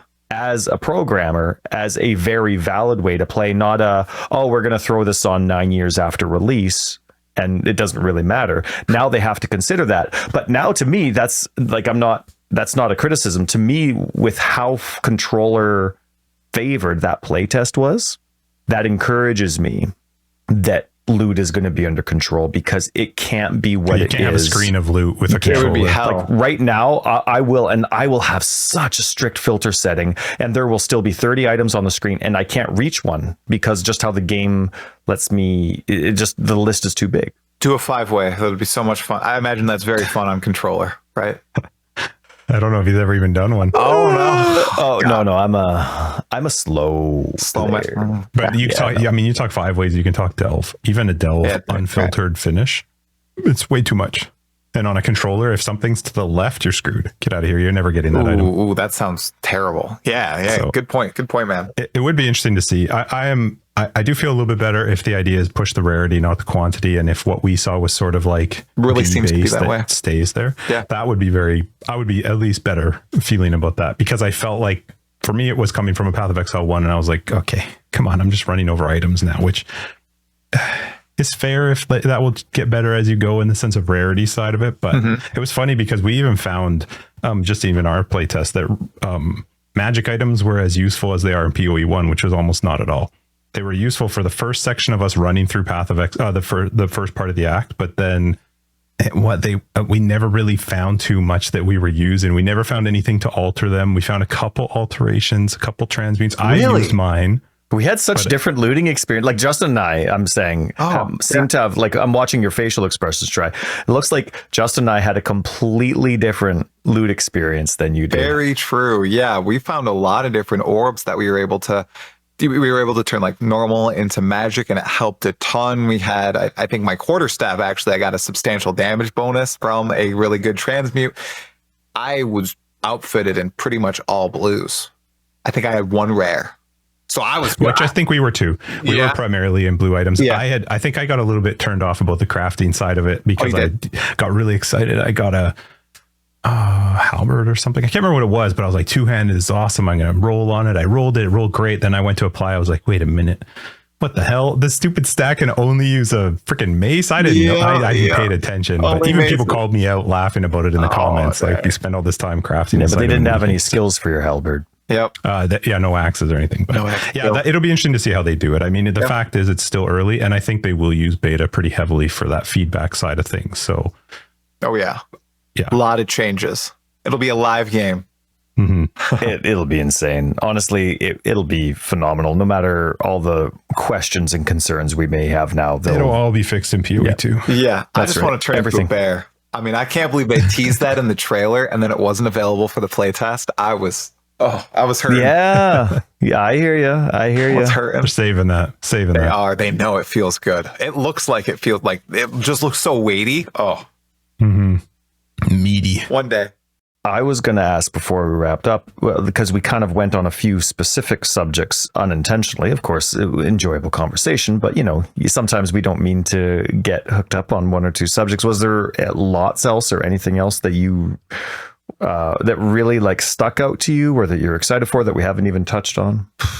No, I think I got everything in there. I'm excited about the boat league. That's not going to be a boat league. We didn't really talk about that, but people are getting duped. It's not going to happen. It's not the first time either. It's not. No, Heist. I mean, Heist. There was a boat. They were getting in a boat. Everybody thought, oh, boat league. No, it's not boat league. The Calgear are going to step off their boat, and then our league is going to start. That's it. They're coming from a boat, you guys. What is happening here? It's obviously going to be some sort of city builder light or something. I don't think it's going to be boat league. I think people are being completely tricked. They're buying into the hype. What's a boat league anyway? If there is a boat league, what does that even mean? Oh, you're on. Yeah, you go on a boat and you travel from island to island. No, that's maps. Path of Exile 2. That's Act 4, I think. No, imagine, I did a video about it today. So Synthesis, right? You had the memory islands and the Nexus, and you're building. It's almost like Last Epoch and the monoliths. You would kind of be building, like charting a path along a series of islands, and it wouldn't be, deterministic like the 4 or 5 islands that are in Act 4. It would be a random set that you could continue building and building and building upon. I just see it as Synthesis 2.0. Like maybe Mark was a huge fan of Synthesis and he's like, I have POE 1 right now. I have the chance to do something cool. I can reuse a bunch of assets from before. Let's get the Calgear in here. Let's get the Heist rogues. We're not going to spend time on NPCs. We got the NPCs already. Let's put all the development resources into refining the Synthesis experience and plastering it over an ocean map. Boom, done. Well, Mark is a fan of Synthesis, and also so is Octavian. Octavian, it was his favorite league ever. So, maybe they are trying to find some way to bring it back. Hopefully it's way better because I didn't play it. I only hear that it was horrendous. Yeah, it wasn't fun. Yeah. It wasn't smooth. It just wasn't a great build. The other side of it was all right. Like the bosses were great. The introduction to the bosses, the synthesized items, that was all awesome. Apparently the story was rad, and I can only find that on the wiki and in Path of Exile DB. Can't find any of it in game. The story was an interesting reveal. Yeah. Yep. I don't even remember it. Anyway, we're going to wrap this up, but I just want to ask you, what is your most excited thing that you're looking forward to with Path of Exile 2? What would be the next thing if they did a thing to come out or show you? What are you most excited to see? I want to see the Ascendancy classes so badly. I think I think a lot of people are in that boat, but with how they've hyped them up, saying how they'll be game altering more so than POE 1, visually changing your character's appearance, giving you brand new skills to have access to, and there being 36 of them. I don't think bold statement here. I don't think they're going to pull any Ascendancies from POE 1. I agree. I think they're going to go completely new. There's not going to be a jug. There's not going to be a chieftain. There's not going to be a pathfinder. They're all going to be brand new, and they're not going to have any baggage from POE 1. First of all, how complex would those YouTube video build guides be? Oh my gosh, somebody's searching for a pathfinder and they're like, oh, they think it's a POE 2 video, but they're clicking on a POE 1 video from a few years back. And they're not going to do that, right? It's going to be completely different. But that's what I'm most excited for. Maybe they'll just be called Pathfinder 2. Pathfinder, it was a good idea. Copy the game title from POE 2. Yeah. Jug 2. I'm excited for those. That's probably my number one. And then of course, hit it. Sorry, that's where we're at. No, that's where we're at too. Exactly the same for us. Okay. Show us Ascendancies, and then we don't care. We'll play the game when it comes out. I don't even want to see the classes. Yeah, I don't care to see more class things. Give us like 4 random Ascendancies. That would be cool. Yeah. Even just the concepts, like they have to. If they were looking to release in June, seriously, there have to be some that are at least past those early revision phases. Oh yeah, I'd imagine, for sure. Right? So they did. I confronted Jonathan about it in my interview. In the first playtest, we got a press kit, and there was a folder labeled POE 2 Ascendancy classes. And of course, I open it and I read the file names, and there were 3 Ascendancies in there with their names. So I'm guessing those are probably the farthest along. And he didn't confirm or deny anything, but it looks like the ranger might be getting an arcane archer, which would be Cool idea. Oh, like a magic based. yep, That would be magic cool. based archer archetype. That's something that I've tried to play in D&D 3rd edition, 4th edition, 5th edition, and it's always trash. I hate it. So hopefully they can get it right. Then there was like Earthshaker and then Shaman for the druid. So The magic archer, you got to go that route in. Is it Elden Ring? Elden Ring. No, Dragon's Dogma. Dragon's I'm thinking Dogma. a different game. Dragon's Dragon's Dogma 2, Dogma. Mystic Archer. That's fun. Are you allowed to say that? Do we have to bleep that out? Your Ascendancy names? I talked to him talks to him. live with Jonathan. He was fine with it. Okay. Yeah. He should be Right. fine. Sweet. I got another interview with him after, so he should be fine with it. Yeah, he'll be all right. That's right. He didn't shut you off. Yeah, they didn't.